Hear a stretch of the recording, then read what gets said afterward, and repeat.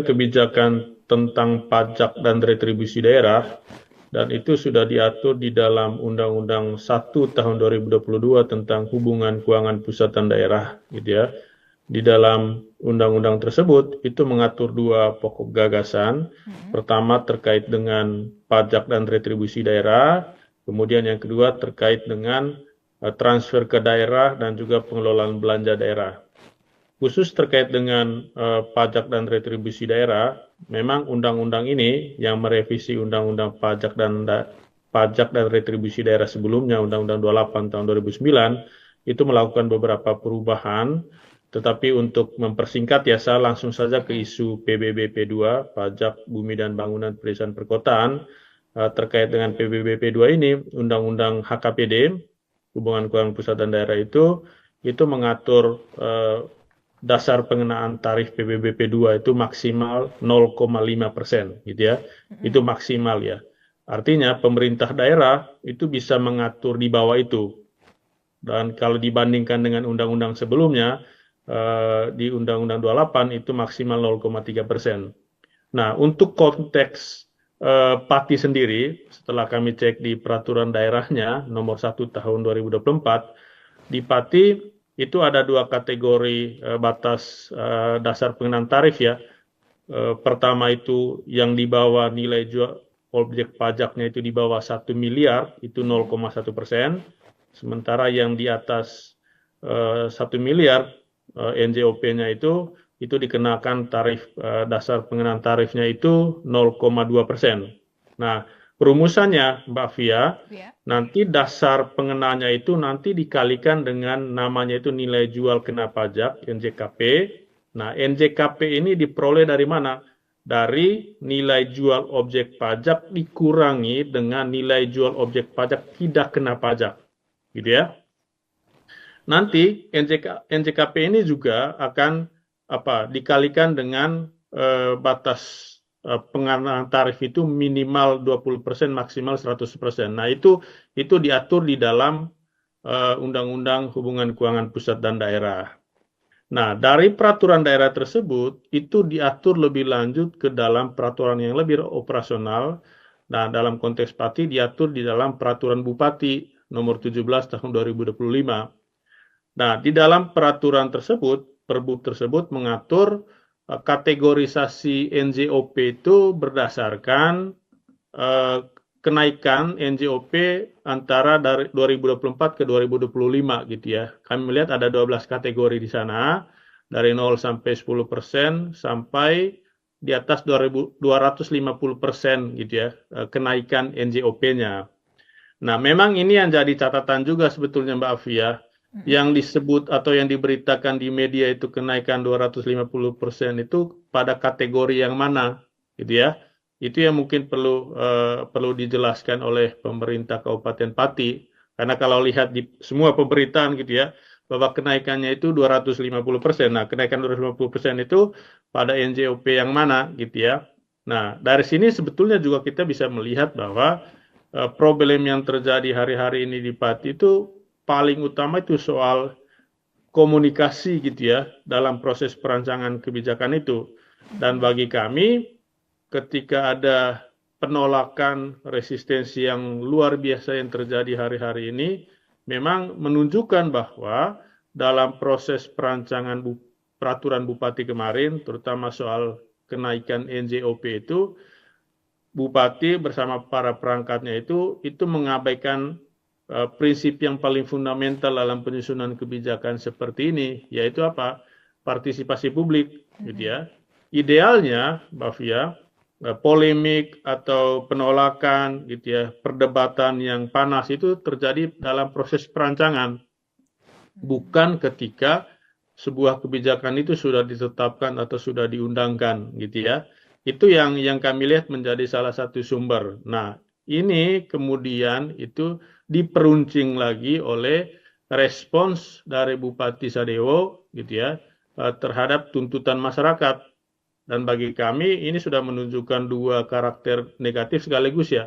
Pertama itu adalah ketidakpekaan terhadap kondisi sosial ekonomi masyarakatnya, gitu ya. Kemudian yang kedua, sikap arogansi dengan menantang bahwa dia tidak takut dengan 50.000 pendemo gitu ya. Bagi kami ini satu catatan tersendiri juga, terutama terkait dengan seperti apa gambaran kapasitas dan juga integritas para kepala daerah kita, Mbak Ovia, gitu ya. Sehingga tidak heran ya eskalasinya sekarang bukan hanya menuntut pembatalan kebijakan itu, malah sudah ke upaya tuntutan pemakzulan gitu ya, atau menuntut mundur Saryevo dari jabatan sebagai Bupati Pati gitu, Mbak. Baik, yang saya catat ini berarti jadi banyak gitu ya Mas ya kesalahannya, komunikasinya yang kurang baik, kemudian tidak memperhatikan partisipasi masyarakat, dan ada sikap arogan. Berarti Betul. ini apakah memang ibaratnya kalau misalnya di awal kan kemarin ada retret gitu Mas, ini bondingnya kurang dapat apa gimana nih Mas para pejabat daerah Mas? Ya, kalau kita kaitkan dengan retret kemarin, memang retret itu sangat tidak efektif gitu ya. Apalagi sampai ke pembenahan pada sisi skills komunikasi ya. Kemudian yang kedua terkait dengan keterampilan dan juga kompetensi dasar dalam penyusunan kebijakan, memang tidak sampai ke sana retret itu kemarin ya. Dan ini juga tentu jadi catatan juga bagi pemerintah pusat untuk melihat seperti apa retret ke depan gitu. Nah, yang berikutnya sebetulnya yang jadi catatannya, belajar dari kasus Pati, isu kenaikan PBBP 2 ini kan Mbak Fia bukan hanya terjadi di Pati, gitu ya. Itu terjadi pada hampir semua daerah, semua kepala daerah itu menaikkan nilai jual objek pajaknya, gitu ya. Ya, sebetulnya masuk akal karena kan ada kenaikan nilai harga tanah dan segala macam gitu ya. Tetapi yang jadi catatannya sekarang adalah bukan pada aspek bahwa yang mereka atur itu sudah sesuai dengan ketentuan peraturan perundang-undangan, tetapi apa? Pada apakah pengaturan itu sudah sesuai dengan konteks kebutuhan dan masalah masyarakat setempat, gitu ya?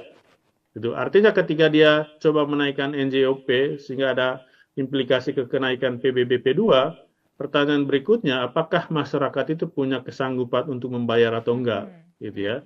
Karena yang patut diingat oleh semua kepala daerah itu, fungsi pajak dan retribusi daerah itu bukan hanya pada fungsi budgeter, dalam arti untuk mendapatkan pendapatan daerah, tetapi juga fungsi reguleren, yaitu fiskal dijadikan instrumen untuk menstimulasi pertumbuhan ekonomi, mengendalikan perilaku tertentu dari masyarakat.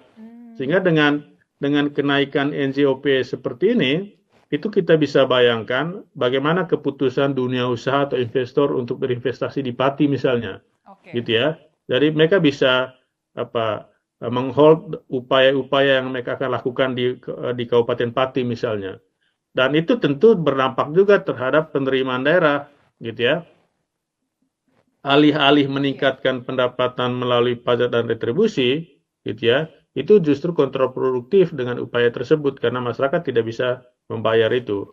Gitu, Mbak Aflia. Oke, Mas. Ya, tadi seperti yang Mas Herman bilang ya, sebenarnya ini kan kenaikan pajak ini terkait dengan NJOP ini runtutannya jadi panjang. Ada investasi, ada sepertinya. Cuman nih Mas, kita breakdown satu persatu ya Mas ya. Yang saya baca dari website Humas Pati itu Mas, keputusan kenaikan pajak ini itu karena 14 tahun belum mengalami kenaikan. Kemudian ini juga bertujuan untuk meningkatkan pendapatan daerah guna pembangunan infrastruktur jalan, RSUD, dan sektor pertanian dan perikanan. Apakah ini juga dampak dari efisiensi gitu Mas, dana dari pemerintah pusat jadi yang kena rakyat Mas?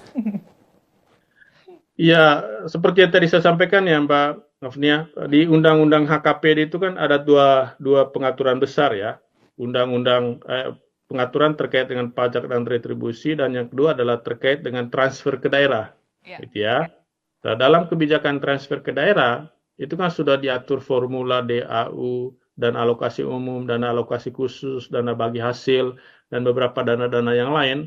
Dan setiap tahun ketentuan transfer ke daerah itu ditetapkan di dalam Undang-Undang APBN. Dan tahun 2025 ini kan sudah ada Undang-Undang APBN tahun 2025 ya. Dan kita tahu di awal tahun kemarin ada turbulensi yang begitu besar sebetulnya di daerah dengan kebijakan efisiensi itu. Dan dari kebijakan efisiensi kemarin kan kita tahu ada sekitar 50,59 triliun yang dipotong dari transfer ke daerah, dan di komponen DAK misalnya, dan alokasi khusus yang fisik gitu ya, DAK fisik ada pemotongan hampir setengahnya, dan itu berdampak terhadap belanja pembangunan dan juga belanja pelayanan publik di daerah, Mbak Afnia. Kalau Mbak Afnia ke daerah, terutama di luar Jawa ya, dinas PU-nya ini kurang lebih libur lah 6 bulan terakhir ini ya, karena uangnya nggak ada, Mbak, gitu ya. Karena selama ini daerah itu sangat mengandalkan DAK fisik itu untuk belanja infrastrukturnya, belanja modalnya, gitu ya. Bisa dibayangkan dalam konteks seperti ini, apalagi tahun ini kan mereka awal memerintah itu. Dan ini adalah tahun mereka mulai membuktikan janji-janji politiknya. Nah, mereka masuk ke pemerintahan kas kosong gitu ya. Nah, ketika kas kosong, akhirnya mereka mengoptimalkan apa yang bisa mereka kontrol. Salah satunya adalah pendapatan daerah dari pajak dan retribusi daerah. Gitu, Mbak. Itu yang apa namanya jadi konteks kebijakannya lah ya, bahwa pemerintah daerah terutama kepala daerah pusing juga dengan kondisi keuangan mereka sekarang, sehingga segala upaya mereka lakukan termasuk dengan mengoptimalkan pajak dan retribusi daerah. Baik, Tapi Mas.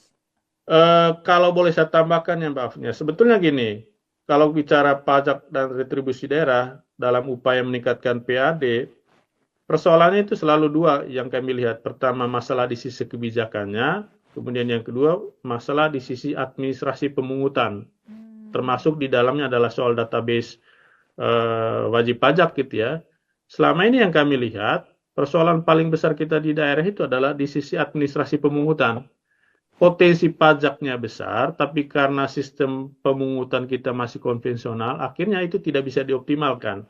Nah, seharusnya di tengah situasi ekonomi kita yang tidak baik-baik saja ini, pemerintah daerah, terutama kepala daerah, sebetulnya fokus pada upaya pembenahan di sisi administrasi pemungutan ini, bukan pada kebijakan tarifnya gitu, Mbak Afria.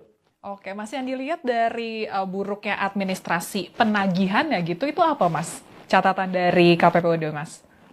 Selama ini kalau kita lihat di daerah-daerah yang sudah menggunakan platform digital ya, itu mereka mampu meningkatkan pendapatannya gitu ya, memaksimalkan potensi yang ada.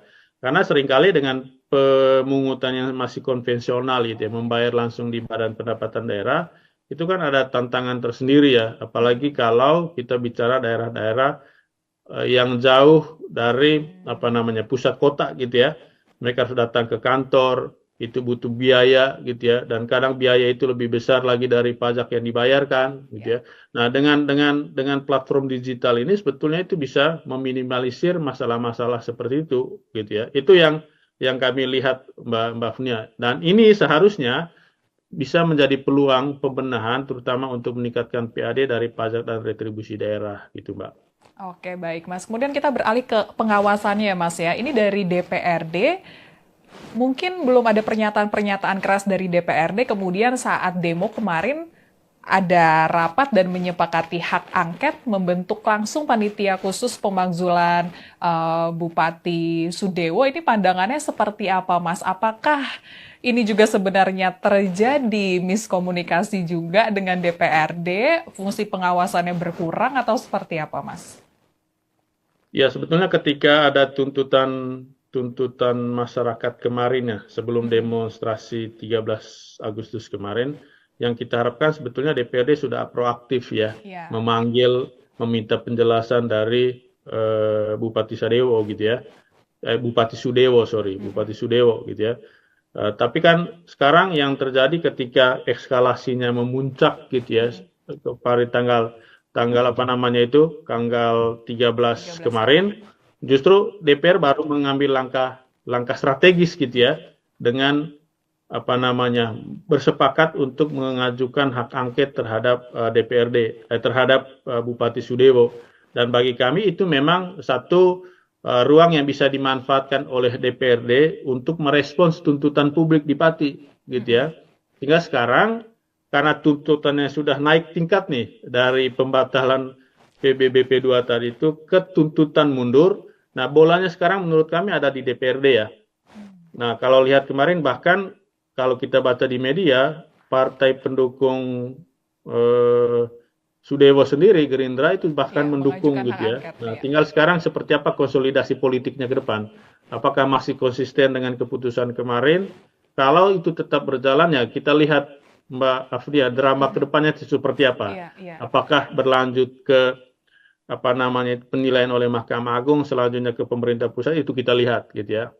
Tapi bagi kami sebetulnya ini jadi catatan penting untuk semua kepala daerah gitu ya, Mm-mm. bahwa dalam proses perancangan kebijakan partisipasi publik itu menjadi panglimanya gitu Mm-mm. ya, bukan dengan menunjukkan taring kekuasaan dengan pendekatan top down gitu ya. Itu yang kita harapkan kepala-kepala daerah lain itu membuka mata, membuka kesadaran mereka terhadap isu yang terutama yang berdampak menimbulkan beban bagi masyarakat gitu Mbak Afnia. Oke, Mas Herman, mungkin ini Mas Herman juga ngikutin pemberitaan belakangan ini terkait dengan PBB tanah bangunan ini beberapa kali salah ngomong gitu ya Mas ya, para pejabat ini nggak cuma dari Bupati Sudewo, ada menteri juga yang kemarin bilang tanah nganggur nih bisa diambil sama negara. Mas mungkin bisa melihat bagaimana, oh sorry saya juga mention kalau misalnya istana nih sampai langsung mengeluarkan statement mengimbau para pejabat semua level hati-hati menyampaikan pernyataan. Ini Mas sendiri bagaimana melihat dengan sikap kepemimpinan para pejabat daerah maupun level pusat saat ini, Mas? Ya, saya selalu melihat dua ya Mbak ya. Pertama dari sisi kapasitas, itu soal kompetensi, dan juga kedua adalah soal integritas gitu ya. Kalau kita bicara kapasitas, ini bicara soal bagaimana kemampuan para pengambil kebijakan mulai dari presiden, menteri, kepala daerah itu terhadap isu yang menjadi bagian dari tugas pokok kewenangan mereka gitu ya. Jangan sampai mereka mengeluarkan pernyataan-pernyataan yang itu sebetulnya berangkat dari minimalitas pengetahuan mereka terhadap isu itu gitu ya. Karena itu seringkali terjadi kan beberapa bulan terakhir ini seorang policy maker mengeluarkan pernyataan kemudian ditarik kembali dengan mengajukan permintaan maaf ke publik gitu ya. Yang menurut saya ini adalah bagian dari problem kapasitas itu sendiri gitu ya. Tidak hanya di level nasional ya, di level daerah juga demikian. Itu yang kami lihat. Kemudian yang kedua adalah soal integritas ya. Ini kita bicara bagaimana etika politik gitu ya, etika sebagai pejabat publik ini juga menjadi satu catatan tersendiri. Kasus kemarin gitu ya di Pati kan problem terbesarnya di sini gitu ya, soal arogansi dan ketidakpekaan seorang kepala daerah justru memancing amarah dari masyarakatnya sendiri. Dan bagi kami ini bisa menjadi satu pembelajaran penting terhadap policy maker kita di level nasional dan juga di level daerah gitu ya, untuk berhati-hati mengeluarkan pernyataan, dan karena pernyataan mereka itu bisa berdampak terhadap peta kehidupan sosial, ekonomi dan juga lingkungan di daerah gitu ya Mbak. Itu yang perlu diperhatikan gitu. Oke, baik Mas Herman. Ini mungkin pertanyaan terakhir ya Mas. Besarnya tuntutan agar Bupati Sudewo mundur, namun beliau menolak. Apakah mungkin Mas dari kebijakan ekonomi salah ngomong gitu Mas, tidak melibatkan partisipasi masyarakat, berujung pemakzulan? Mungkinkah Mas kalau dari pendapat KPPOD Mas? Ya mungkin saja ya Mbak ya. Kalau kemarin kan Bupati Sudewo mengatakan saya dipilih secara konstitusional oleh rakyat gitu ya. Nah sekarang ketika rakyat tidak percaya, kan konstitusional juga sebetulnya ya. Nah kalau dari sisi peraturan perundang-undang ya ada ruang pemakzulan itu Mbak. Tadi saya katakan bahwa bolanya sekarang di DPRD, tergantung seperti apa konsolidasinya. Kalau misalnya mereka masih konsisten dengan komitmen mereka kemarin untuk membentuk angket, kami yakin peluang untuk pemakzulan itu terbuka lebar. Hanya saja masyarakat Pati tentu bersabar gitu ya, karena ada prosedurnya. Nanti MK, MA juga masuk ke sana, baru nanti seperti apa dari pemerintah pusat melalui Kementerian Dalam Negeri. Baru nanti kita lihat drama ujungnya itu seperti apa, Mbak Afnia. Oke, setuju berarti ya Mas? Kalau dari kami ya setuju aja sebetulnya ya. Karena gerakan kemarin di Pati menurut saya itu satu pembelajaran penting ya, bahwa kita warga negara itu masih punya mandat gitu ya. Bahwa para pejabat publik itu mendapatkan mandat dari kita sebagai warga negara Dan kalau proses ini terus berlanjut ke pemakzulan, menurut saya ini jadi catatan penting Ya. bagi kita semua ya, baik bagi partai politik yang melahirkan kepala daerah itu, maupun bagi kita sebagai pemilih di tahun 2029. Jangan salah memilih, gitu ya. Ini kan kebijakan tentang pajak dan retribusi daerah, dan itu sudah diatur di dalam Undang-Undang 1 tahun 2022 tentang hubungan keuangan pusat dan daerah, gitu ya. Di dalam undang-undang tersebut itu mengatur dua pokok gagasan. Pertama terkait dengan pajak dan retribusi daerah, kemudian yang kedua terkait dengan transfer ke daerah dan juga pengelolaan belanja daerah. Khusus terkait dengan pajak dan retribusi daerah, memang undang-undang ini yang merevisi undang-undang pajak dan retribusi daerah sebelumnya, Undang-Undang 28 tahun 2009, itu melakukan beberapa perubahan. Tetapi untuk mempersingkat ya, saya langsung saja ke isu PBBP 2, Pajak Bumi dan Bangunan Pedesaan Perkotaan. Terkait dengan PBBP 2 ini, Undang-Undang HKPD, Hubungan Keuangan Pusat dan Daerah itu mengatur dasar pengenaan tarif PBBP 2 itu maksimal 0,5%, gitu ya. Itu maksimal ya. Artinya pemerintah daerah itu bisa mengatur di bawah itu. Dan kalau dibandingkan dengan undang-undang sebelumnya, di Undang-Undang 28 itu maksimal 0,3%.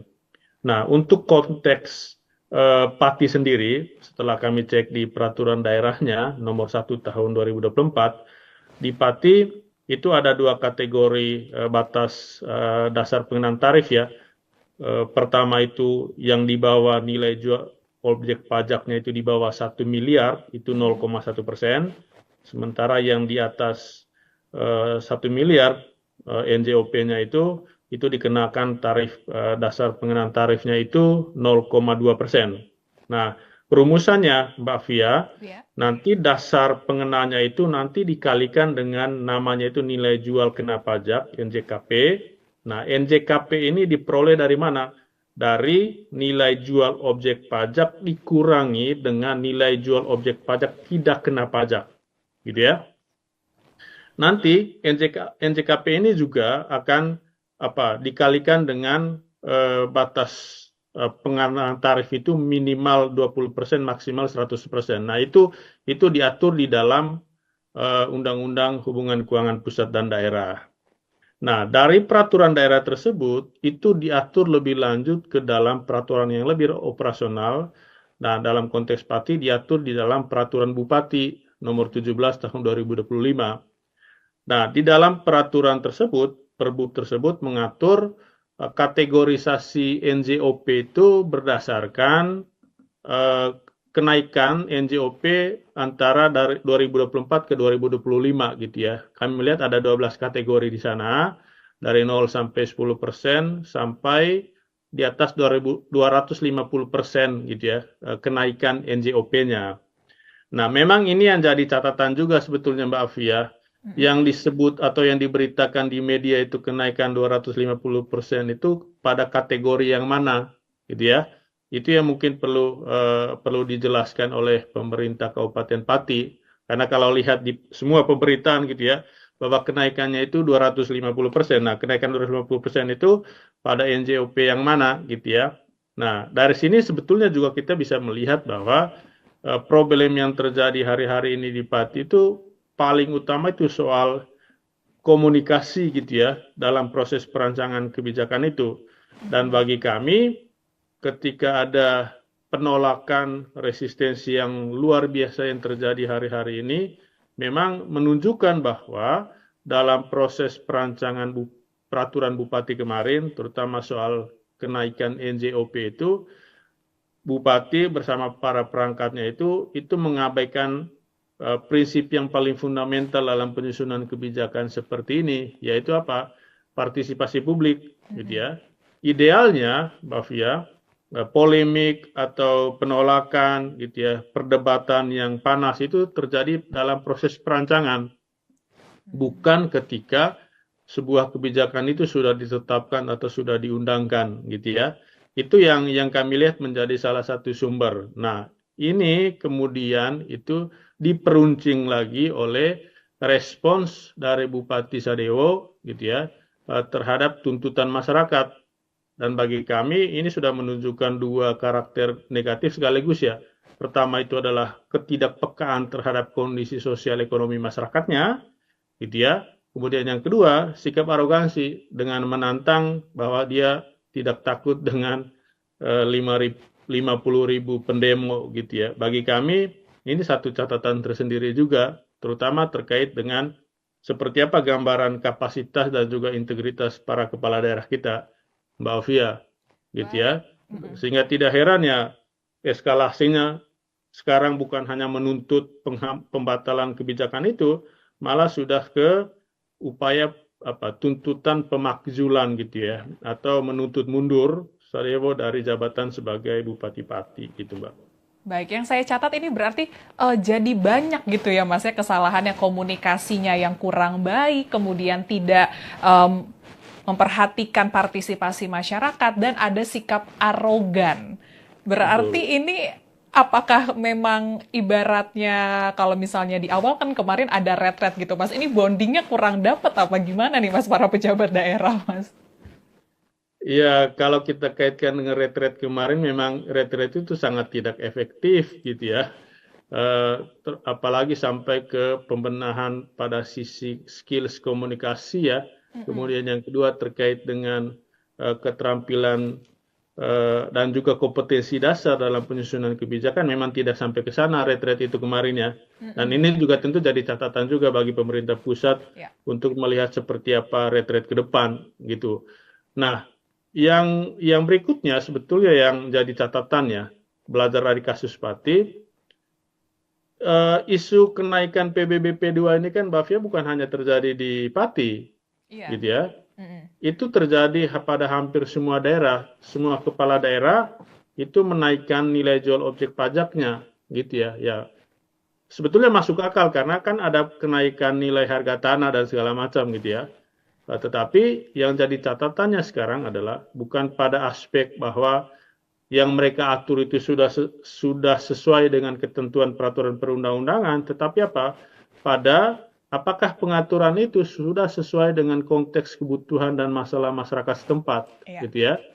Itu artinya ketika dia coba menaikkan NJOP sehingga ada implikasi ke kenaikan PBBP 2, pertanyaan berikutnya, apakah masyarakat itu punya kesanggupan untuk membayar atau enggak, gitu ya? Karena yang patut diingat oleh semua kepala daerah itu, fungsi pajak dan retribusi daerah itu bukan hanya pada fungsi budgeter, dalam arti untuk mendapatkan pendapatan daerah, tetapi juga fungsi reguleren, yaitu fiskal dijadikan instrumen untuk menstimulasi pertumbuhan ekonomi, mengendalikan perilaku tertentu dari masyarakat, sehingga dengan kenaikan NJOP seperti ini, itu kita bisa bayangkan bagaimana keputusan dunia usaha atau investor untuk berinvestasi di Pati misalnya, gitu ya.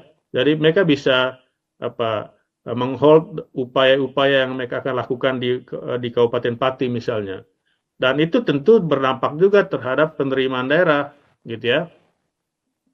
Alih-alih meningkatkan pendapatan melalui pajak dan retribusi, gitu ya, itu justru kontraproduktif dengan upaya tersebut karena masyarakat tidak bisa membayar itu.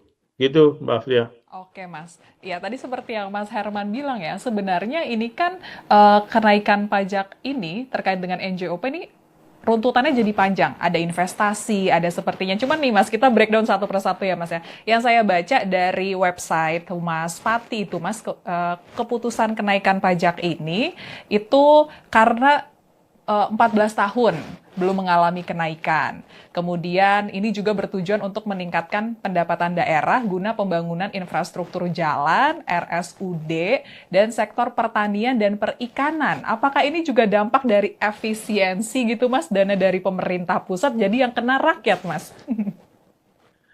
Ya, seperti yang tadi saya sampaikan ya Mbak Afnia, di Undang-Undang HKPD itu kan ada dua pengaturan besar ya. Undang-undang pengaturan terkait dengan pajak dan retribusi, dan yang kedua adalah terkait dengan transfer ke daerah, gitu ya. Nah, dalam kebijakan transfer ke daerah itu kan sudah diatur formula DAU dan alokasi umum, dana alokasi khusus, dana bagi hasil, dan beberapa dana-dana yang lain. Dan setiap tahun ketentuan transfer ke daerah itu ditetapkan di dalam Undang-Undang APBN. Dan tahun 2025 ini kan sudah ada Undang-Undang APBN tahun 2025 ya. Dan kita tahu di awal tahun kemarin ada turbulensi yang begitu besar sebetulnya di daerah dengan kebijakan efisiensi itu. Dan dari kebijakan efisiensi kemarin kan kita tahu ada sekitar 50,59 triliun yang dipotong dari transfer ke daerah, dan di komponen DAK misalnya dan alokasi khusus yang fisik gitu ya, DAK fisik ada pemotongan hampir setengahnya, dan itu berdampak terhadap belanja pembangunan dan juga belanja pelayanan publik di daerah. Kalau Mbak Afnia ke daerah, terutama di luar Jawa ya, dinas PU-nya ini kurang lebih libur lah 6 bulan terakhir ini ya, karena uangnya nggak ada Mbak, gitu ya. Karena selama ini daerah itu sangat mengandalkan DAK fisik itu untuk belanja infrastrukturnya, belanja modalnya, gitu ya. Bisa dibayangkan dalam konteks seperti ini, apalagi tahun ini kan mereka awal memerintah itu. Dan ini adalah tahun mereka mulai membuktikan janji-janji politiknya. Nah, mereka masuk ke pemerintahan kas kosong gitu ya. Nah, ketika kas kosong, akhirnya mereka mengoptimalkan apa yang bisa mereka kontrol. Salah satunya adalah pendapatan daerah dari pajak dan retribusi daerah. Gitu, Mbak. Itu yang apa namanya jadi konteks kebijakannya lah ya, bahwa pemerintah daerah terutama kepala daerah pusing juga dengan kondisi keuangan mereka sekarang. Sehingga segala upaya mereka lakukan termasuk dengan mengoptimalkan pajak dan retribusi daerah. Baik, Tapi Mas. kalau boleh saya tambahkan ya Mbak Afnia, sebetulnya gini, kalau bicara pajak dan retribusi daerah dalam upaya meningkatkan PAD, persoalannya itu selalu dua yang kami lihat. Pertama, masalah di sisi kebijakannya, kemudian yang kedua, masalah di sisi administrasi pemungutan. Termasuk di dalamnya adalah soal database wajib pajak gitu ya. Selama ini yang kami lihat, persoalan paling besar kita di daerah itu adalah di sisi administrasi pemungutan. Potensi pajaknya besar, tapi karena sistem pemungutan kita masih konvensional, akhirnya itu tidak bisa dioptimalkan. Nah, seharusnya di tengah situasi ekonomi kita yang tidak baik-baik saja ini, pemerintah daerah, terutama kepala daerah, sebetulnya fokus pada upaya pembenahan di sisi administrasi pemungutan ini, bukan pada kebijakan tarifnya gitu, Mbak Afria. Oke, Mas, yang dilihat dari buruknya administrasi penagihannya gitu, itu apa, Mas? Catatan dari KPPUD, Mas? Selama ini kalau kita lihat di daerah-daerah yang sudah menggunakan platform digital ya, itu mereka mampu meningkatkan pendapatannya gitu ya, memaksimalkan potensi yang ada. Karena seringkali dengan pemungutan yang masih konvensional gitu ya, membayar langsung di Badan Pendapatan Daerah, itu kan ada tantangan tersendiri ya, apalagi kalau kita bicara daerah-daerah yang jauh dari pusat kota gitu ya. Mereka harus datang ke kantor, itu butuh biaya gitu ya, dan kadang biaya itu lebih besar lagi dari pajak yang dibayarkan gitu ya. Nah, dengan platform digital ini sebetulnya itu bisa meminimalisir masalah-masalah seperti itu gitu ya. Itu yang kami lihat Mbak Funia. Dan ini seharusnya bisa menjadi peluang pembenahan terutama untuk meningkatkan PAD dari pajak dan retribusi daerah gitu, Mbak. Oke, baik, Mas. Kemudian kita beralih ke pengawasannya, Mas ya. Ini dari DPRD, mungkin belum ada pernyataan-pernyataan keras dari DPRD, kemudian saat demo kemarin ada rapat dan menyepakati hak angket, membentuk langsung panitia khusus pemakzulan Bupati Sudewo. Ini pandangannya seperti apa, Mas? Apakah ini juga sebenarnya terjadi miskomunikasi juga dengan DPRD, fungsi pengawasannya berkurang atau seperti apa, Mas? Ya, sebetulnya ketika ada tuntutan masyarakat kemarin ya, sebelum demonstrasi 13 Agustus kemarin, yang kita harapkan sebetulnya DPRD sudah proaktif ya, memanggil, meminta penjelasan dari Bupati Sudewo gitu ya, Bupati Sudewo gitu ya. Tapi kan sekarang yang terjadi ketika eskalasinya memuncak gitu ya, pada tanggal tanggal 13 kemarin, justru DPR baru mengambil langkah strategis gitu ya, dengan bersepakat untuk mengajukan hak angket terhadap DPRD, terhadap Bupati Sudewo. Dan bagi kami itu memang satu ruang yang bisa dimanfaatkan oleh DPRD untuk merespons tuntutan publik di Pati, gitu ya. Hingga sekarang karena tuntutannya sudah naik tingkat nih dari pembatalan PBBP 2 tadi itu ke tuntutan mundur. Nah, bolanya sekarang menurut kami ada di DPRD ya. Nah, kalau lihat kemarin bahkan kalau kita baca di media, partai pendukung eh, Sudewo sendiri, Gerindra itu bahkan Ya, mendukung mengajukan hak gitu ya. angket. Nah, Ya. tinggal sekarang seperti apa konsolidasi politiknya ke depan. Apakah masih konsisten dengan keputusan kemarin? Kalau itu tetap berjalan ya kita lihat Mbak Afria, drama ke depannya seperti apa. Iya, iya. Apakah berlanjut ke penilaian oleh Mahkamah Agung, selanjutnya ke pemerintah pusat, itu kita lihat gitu ya. Tapi Oke. bagi kami sebetulnya ini jadi catatan penting untuk semua kepala daerah gitu ya, bahwa dalam proses perancangan kebijakan partisipasi publik itu menjadi panglimanya gitu ya, bukan dengan menunjukkan taring kekuasaan dengan pendekatan top down gitu ya. Itu yang kita harapkan kepala-kepala daerah lain itu membuka mata, membuka kesadaran mereka terhadap isu yang terutama yang berdampak menimbulkan beban bagi masyarakat gitu Mbak Afnia. Oke, Mas Herman, mungkin ini Mas Herman juga ngikutin pemberitaan belakangan ini terkait dengan PBB tanah bangunan ini beberapa kali salah ngomong gitu ya Mas ya, para pejabat ini nggak cuma dari Bupati Sudewo, ada menteri juga yang kemarin bilang tanah nganggur nih bisa diambil sama negara. Mas mungkin bisa melihat bagaimana, saya juga mention kalau misalnya istana nih sampai langsung mengeluarkan statement mengimbau para pejabat semua level hati-hati menyampaikan pernyataan. Ini Mas sendiri bagaimana melihat dengan sikap kepemimpinan para pejabat daerah maupun level pusat saat ini, Mas? Ya, saya selalu melihat dua ya Mbak ya. Pertama dari sisi kapasitas, itu soal kompetensi, dan juga kedua adalah soal integritas, gitu ya. Kalau kita bicara kapasitas, ini bicara soal bagaimana kemampuan para pengambil kebijakan, mulai dari presiden, menteri, kepala daerah itu terhadap isu yang menjadi bagian dari tugas pokok kewenangan mereka, gitu ya.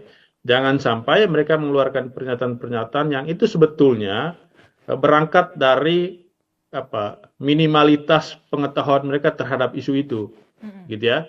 Karena itu seringkali terjadi kan beberapa bulan terakhir ini seorang policy maker mengeluarkan pernyataan kemudian ditarik kembali dengan mengajukan permintaan maaf ke publik gitu ya. Yang menurut saya ini adalah bagian dari problem kapasitas itu sendiri gitu ya. Tidak hanya di level nasional ya, di level daerah juga demikian. Itu yang kami lihat. Kemudian yang kedua adalah soal integritas ya. Ini kita bicara bagaimana etika politik gitu ya. Etika sebagai pejabat publik ini juga menjadi satu catatan tersendiri. Kasus kemarin gitu ya di Pati kan problem terbesarnya di sini gitu ya, soal arogansi dan ketidakpekaan seorang kepala daerah justru memancing amarah dari masyarakatnya sendiri. Dan bagi kami ini bisa menjadi satu pembelajaran penting terhadap policy maker kita di level nasional dan juga di level daerah gitu ya, untuk berhati-hati mengeluarkan pernyataan. Dan karena pernyataan mereka itu bisa berdampak terhadap peta kehidupan sosial, ekonomi, dan juga lingkungan di daerah gitu ya Mbak. Itu yang perlu diperhatikan gitu. Oke, baik Mas Herman. Ini mungkin pertanyaan terakhir ya Mas. Besarnya tuntutan agar Bupati Sudewo mundur, namun beliau menolak. Apakah mungkin Mas dari kebijakan ekonomi salah ngomong gitu Mas, tidak melibatkan partisipasi masyarakat, berujung pemakzulan? Mungkinkah Mas kalau dari pendapat KPPOD Mas?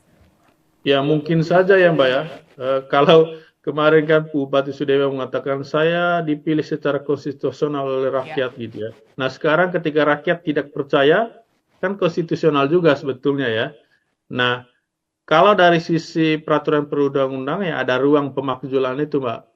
Tadi saya katakan bahwa bolanya sekarang di DPRD, tergantung seperti apa konsolidasinya. Kalau misalnya mereka masih konsisten dengan komitmen mereka kemarin untuk membentuk angket, kami yakin peluang untuk pemakzulan itu terbuka lebar. Hanya saja masyarakat Pati tentu bersabar gitu, karena ada prosedurnya. Nanti MK, MA juga masuk ke sana, baru nanti seperti apa dari pemerintah pusat melalui Kementerian Dalam Negeri. Baru nanti kita lihat drama ujungnya itu seperti apa, Mbak Afnia. Oke, setuju berarti ya Mas?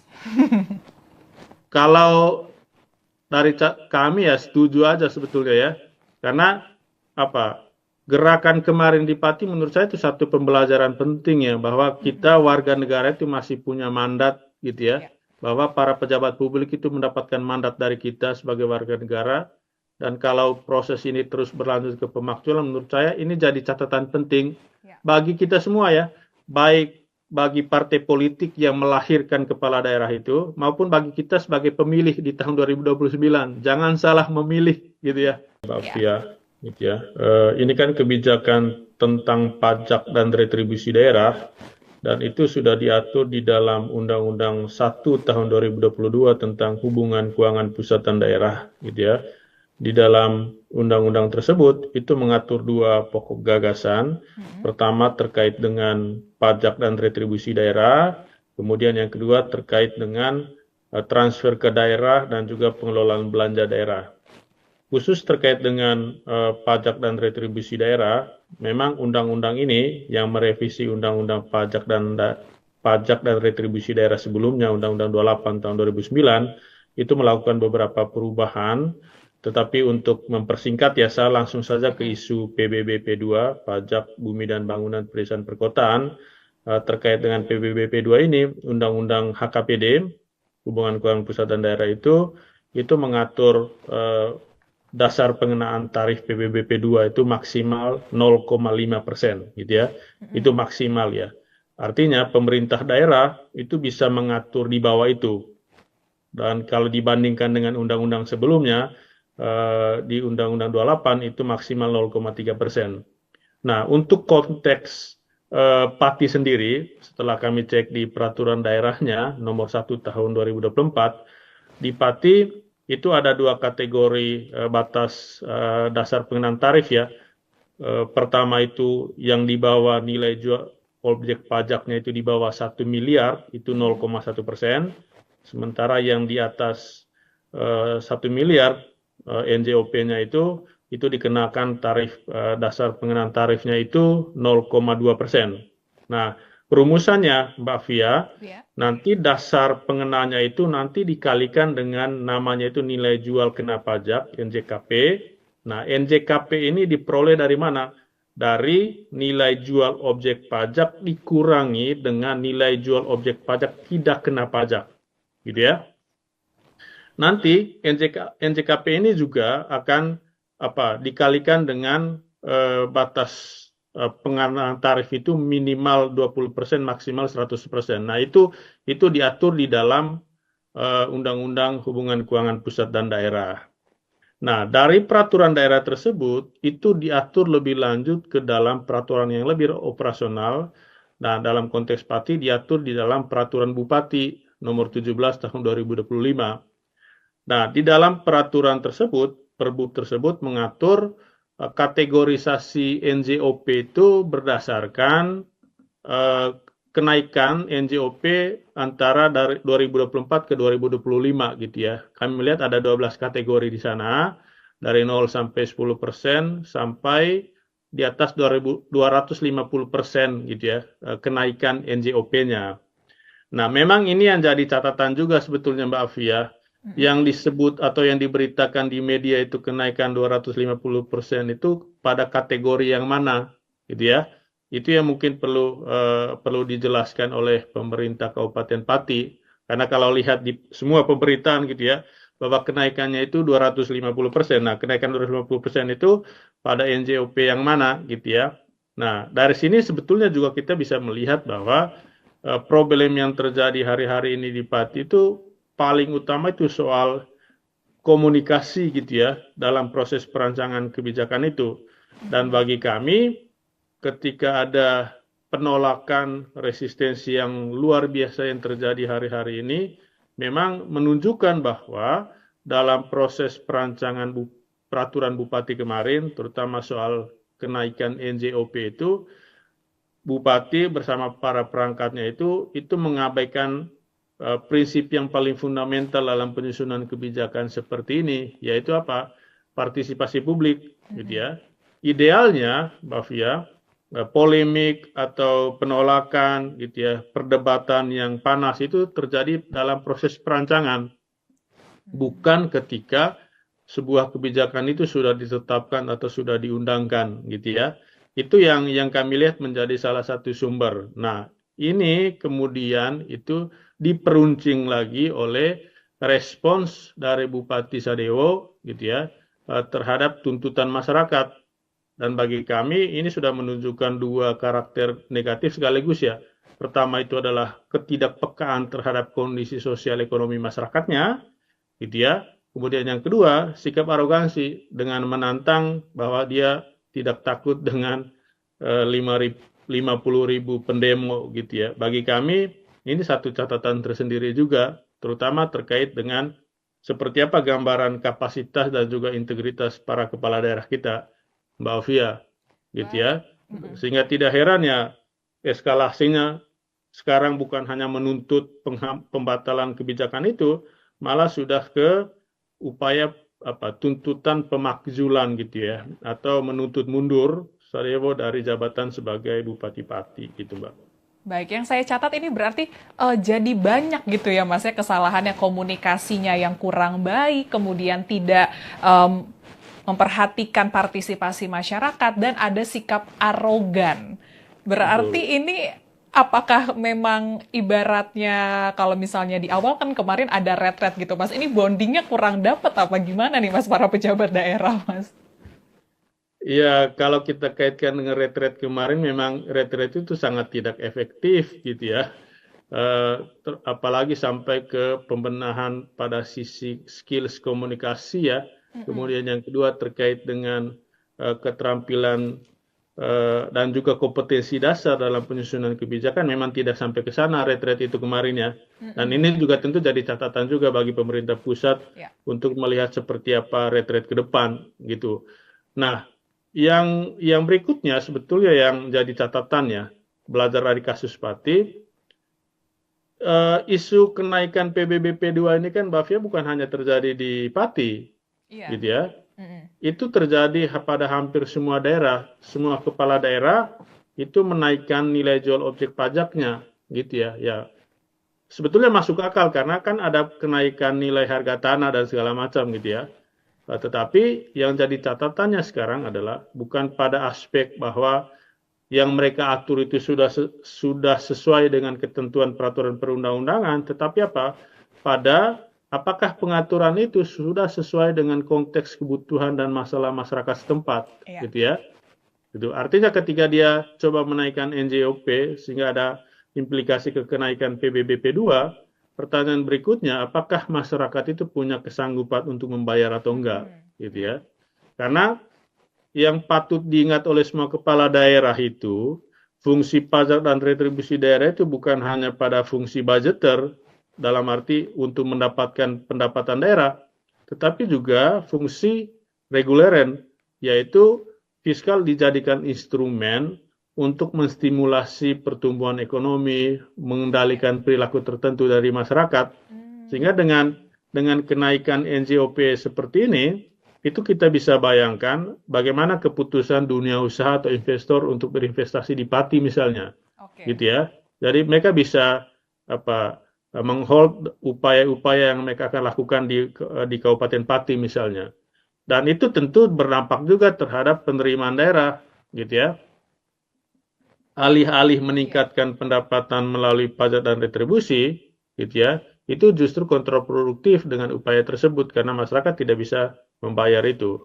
Gitu, Mbak Afia. Oke, Mas. Ya, tadi seperti yang Mas Herman bilang ya, sebenarnya ini kan kenaikan pajak ini terkait dengan NJOP ini runtutannya jadi panjang. Ada investasi, ada sepertinya. Cuman nih Mas, kita breakdown satu persatu ya Mas ya. Yang saya baca dari website Humas Pati itu Mas, keputusan kenaikan pajak ini itu karena 14 tahun belum mengalami kenaikan. Kemudian ini juga bertujuan untuk meningkatkan pendapatan daerah guna pembangunan infrastruktur jalan, RSUD, dan sektor pertanian dan perikanan. Apakah ini juga dampak dari efisiensi gitu Mas, dana dari pemerintah pusat jadi yang kena rakyat Mas? Ya, seperti yang tadi saya sampaikan ya Mbak Afnia, di Undang-Undang HKPD itu kan ada dua pengaturan besar ya. Undang-undang pengaturan terkait dengan pajak dan retribusi, dan yang kedua adalah terkait dengan transfer ke daerah, Ya. gitu ya. Nah, dalam kebijakan transfer ke daerah itu kan sudah diatur formula DAU dan alokasi umum, dana alokasi khusus, dana bagi hasil, dan beberapa dana-dana yang lain. Dan setiap tahun ketentuan transfer ke daerah itu ditetapkan di dalam Undang-Undang APBN. Dan tahun 2025 ini kan sudah ada Undang-Undang APBN tahun 2025 ya.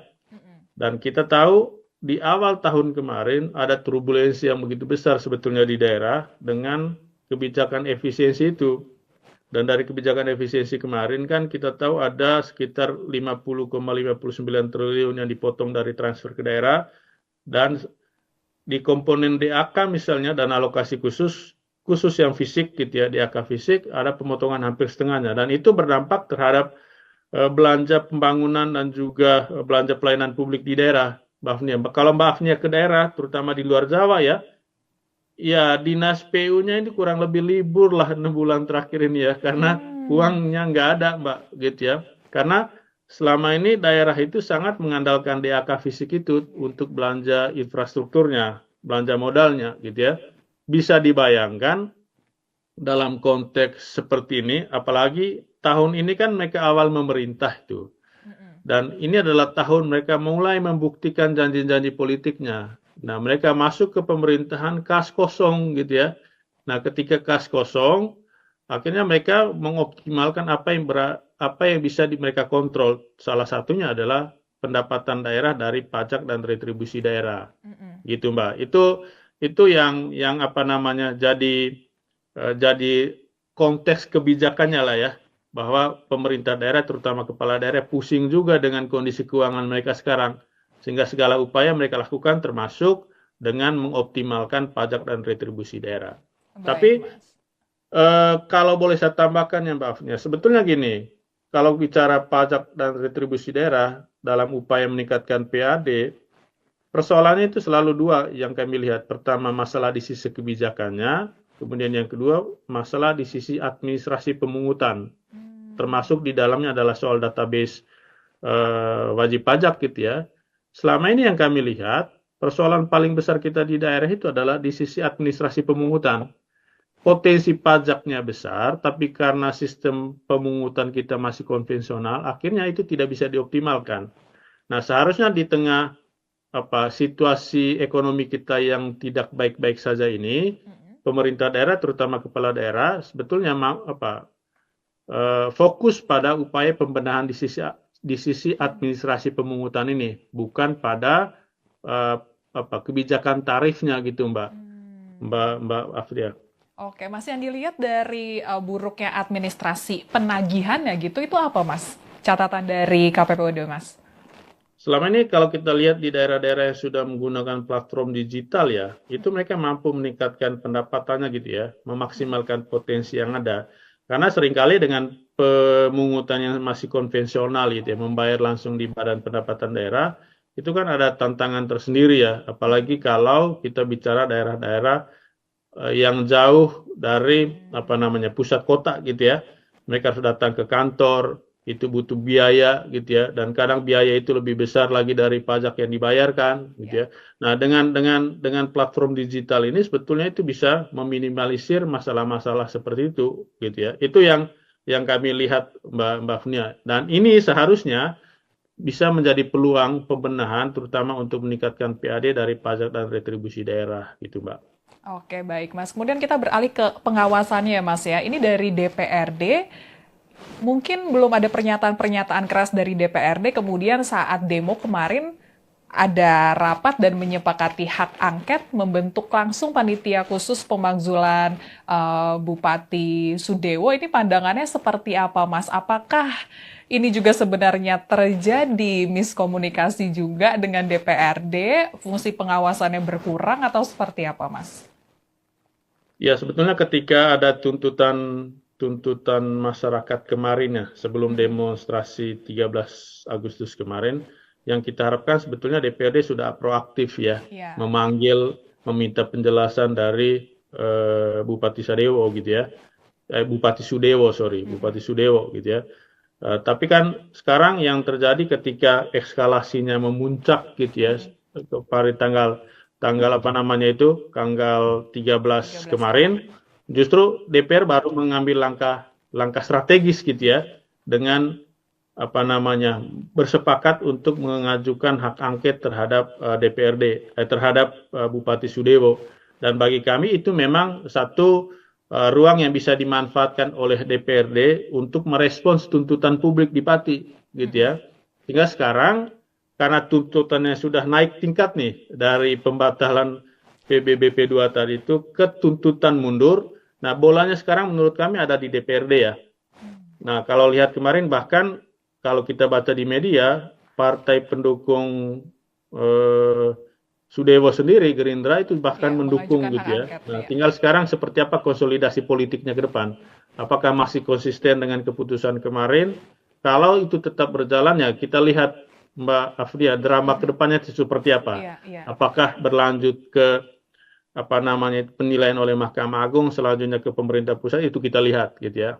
Tapi bagi kami sebetulnya ini jadi catatan penting untuk semua kepala daerah gitu ya, bahwa dalam proses perancangan kebijakan partisipasi publik itu menjadi panglimanya gitu ya, bukan dengan menunjukkan taring kekuasaan dengan pendekatan top down gitu ya. Itu yang kita harapkan kepala-kepala daerah lain itu membuka mata, membuka kesadaran mereka terhadap isu yang terutama yang berdampak menimbulkan beban bagi masyarakat gitu Mbak Afnia. Oke, Mas Herman, mungkin ini Mas Herman juga ngikutin pemberitaan belakangan ini terkait dengan PBB tanah bangunan ini beberapa kali salah ngomong gitu ya Mas ya, para pejabat ini nggak cuma dari Bupati Sudewo, ada menteri juga yang kemarin bilang tanah nganggur nih bisa diambil sama negara. Mas mungkin bisa melihat bagaimana, saya juga mention kalau misalnya istana nih sampai langsung mengeluarkan statement mengimbau para pejabat semua level hati-hati menyampaikan pernyataan. Ini Mas sendiri bagaimana melihat dengan sikap kepemimpinan para pejabat daerah maupun level pusat saat ini, Mas? Ya, saya selalu melihat dua ya Mbak ya. Pertama dari sisi kapasitas, itu soal kompetensi, dan juga kedua adalah soal integritas, gitu ya. Kalau kita bicara kapasitas, ini bicara soal bagaimana kemampuan para pengambil kebijakan mulai dari presiden, menteri, kepala daerah itu terhadap isu yang menjadi bagian dari tugas pokok kewenangan mereka, gitu ya. Jangan sampai mereka mengeluarkan pernyataan-pernyataan yang itu sebetulnya berangkat dari minimalitas pengetahuan mereka terhadap isu itu, gitu ya. Karena itu seringkali terjadi kan beberapa bulan terakhir ini seorang policy maker mengeluarkan pernyataan kemudian ditarik kembali dengan mengajukan permintaan maaf ke publik gitu ya. Yang menurut saya ini adalah bagian dari problem kapasitas itu sendiri gitu ya. Tidak hanya di level nasional ya, di level daerah juga demikian. Itu yang kami lihat. Kemudian yang kedua adalah soal integritas ya. Ini kita bicara bagaimana etika politik gitu ya. Etika sebagai pejabat publik ini juga menjadi satu catatan tersendiri. Kasus kemarin gitu ya di Pati kan problem terbesarnya di sini gitu ya, soal arogansi dan ketidakpekaan seorang kepala daerah justru memancing amarah dari masyarakatnya sendiri. Dan bagi kami ini bisa menjadi satu pembelajaran penting terhadap policy maker kita di level nasional dan juga di level daerah gitu ya, untuk berhati-hati mengeluarkan pernyataan. Dan karena pernyataan mereka itu bisa berdampak terhadap peta kehidupan sosial, ekonomi, dan juga lingkungan di daerah gitu ya Mbak. Itu yang perlu diperhatikan gitu. Oke, baik Mas Herman. Ini mungkin pertanyaan terakhir ya Mas. Besarnya tuntutan agar Bupati Sudewo mundur, namun beliau menolak. Apakah mungkin Mas dari kebijakan ekonomi salah ngomong gitu Mas, tidak melibatkan partisipasi masyarakat, berujung pemakzulan? Mungkinkah Mas kalau dari pendapat KPPOD Mas? Ya mungkin saja ya Mbak ya. Kalau kemarin kan Bupati Sudewo mengatakan saya dipilih secara konstitusional oleh rakyat gitu ya. Nah sekarang ketika rakyat tidak percaya, kan konstitusional juga sebetulnya ya. Nah kalau dari sisi peraturan perundang-undang ya ada ruang pemakzulan itu Mbak. Tadi saya katakan bahwa bolanya sekarang di DPRD. Tergantung seperti apa konsolidasinya. Kalau misalnya mereka masih konsisten dengan komitmen mereka kemarin untuk membentuk angket, kami yakin peluang untuk pemakzulan itu terbuka lebar. Hanya saja masyarakat Pati tentu bersabar gitu ya, karena ada prosedurnya. Nanti MK, MA juga masuk ke sana, baru nanti seperti apa dari pemerintah pusat melalui Kementerian Dalam Negeri. Baru nanti kita lihat drama ujungnya itu seperti apa, Mbaknya. Oke, setuju berarti ya, Mas? Kalau dari kami ya setuju aja sebetulnya ya. Karena apa? Gerakan kemarin di Pati menurut saya itu satu pembelajaran penting ya, bahwa kita warga negara itu masih punya mandat gitu ya. Ya. Bahwa para pejabat publik itu mendapatkan mandat dari kita sebagai warga negara. Dan kalau proses ini terus berlanjut ke pemakzulan, menurut saya ini jadi catatan penting Ya. bagi kita semua ya. Baik bagi partai politik yang melahirkan kepala daerah itu, maupun bagi kita sebagai pemilih di tahun 2029. Jangan salah memilih gitu ya, Mbak Ya. Fia. Gitu ya.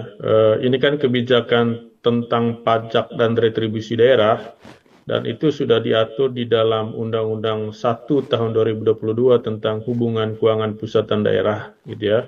Di dalam undang-undang tersebut itu mengatur dua pokok gagasan.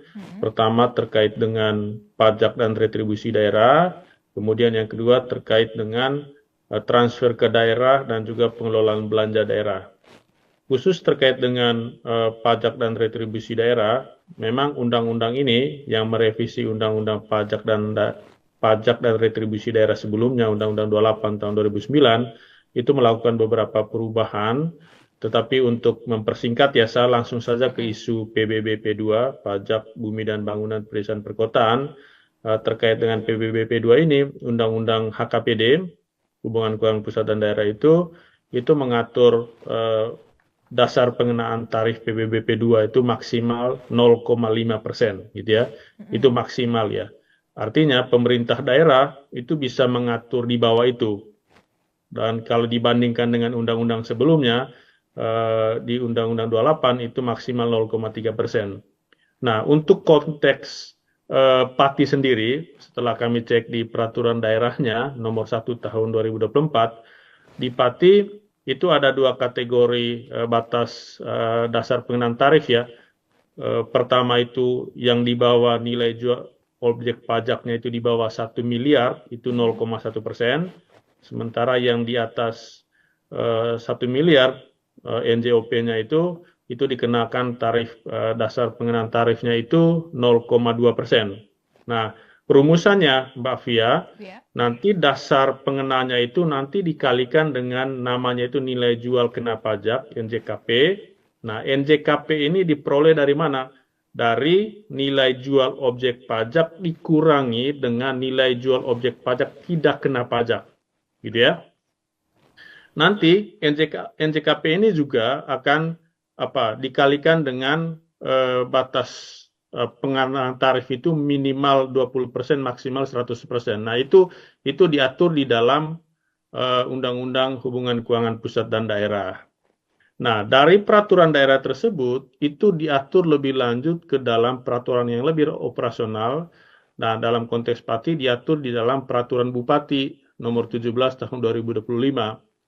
Nah, di dalam peraturan tersebut, Perbub tersebut mengatur kategorisasi NJOP itu berdasarkan kenaikan NJOP antara dari 2024 ke 2025 gitu ya. Kami melihat ada 12 kategori di sana, dari 0 sampai 10% sampai di atas 250% gitu ya, kenaikan NJOP-nya.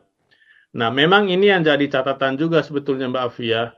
Yang disebut atau yang diberitakan di media itu kenaikan 250% itu pada kategori yang mana gitu ya.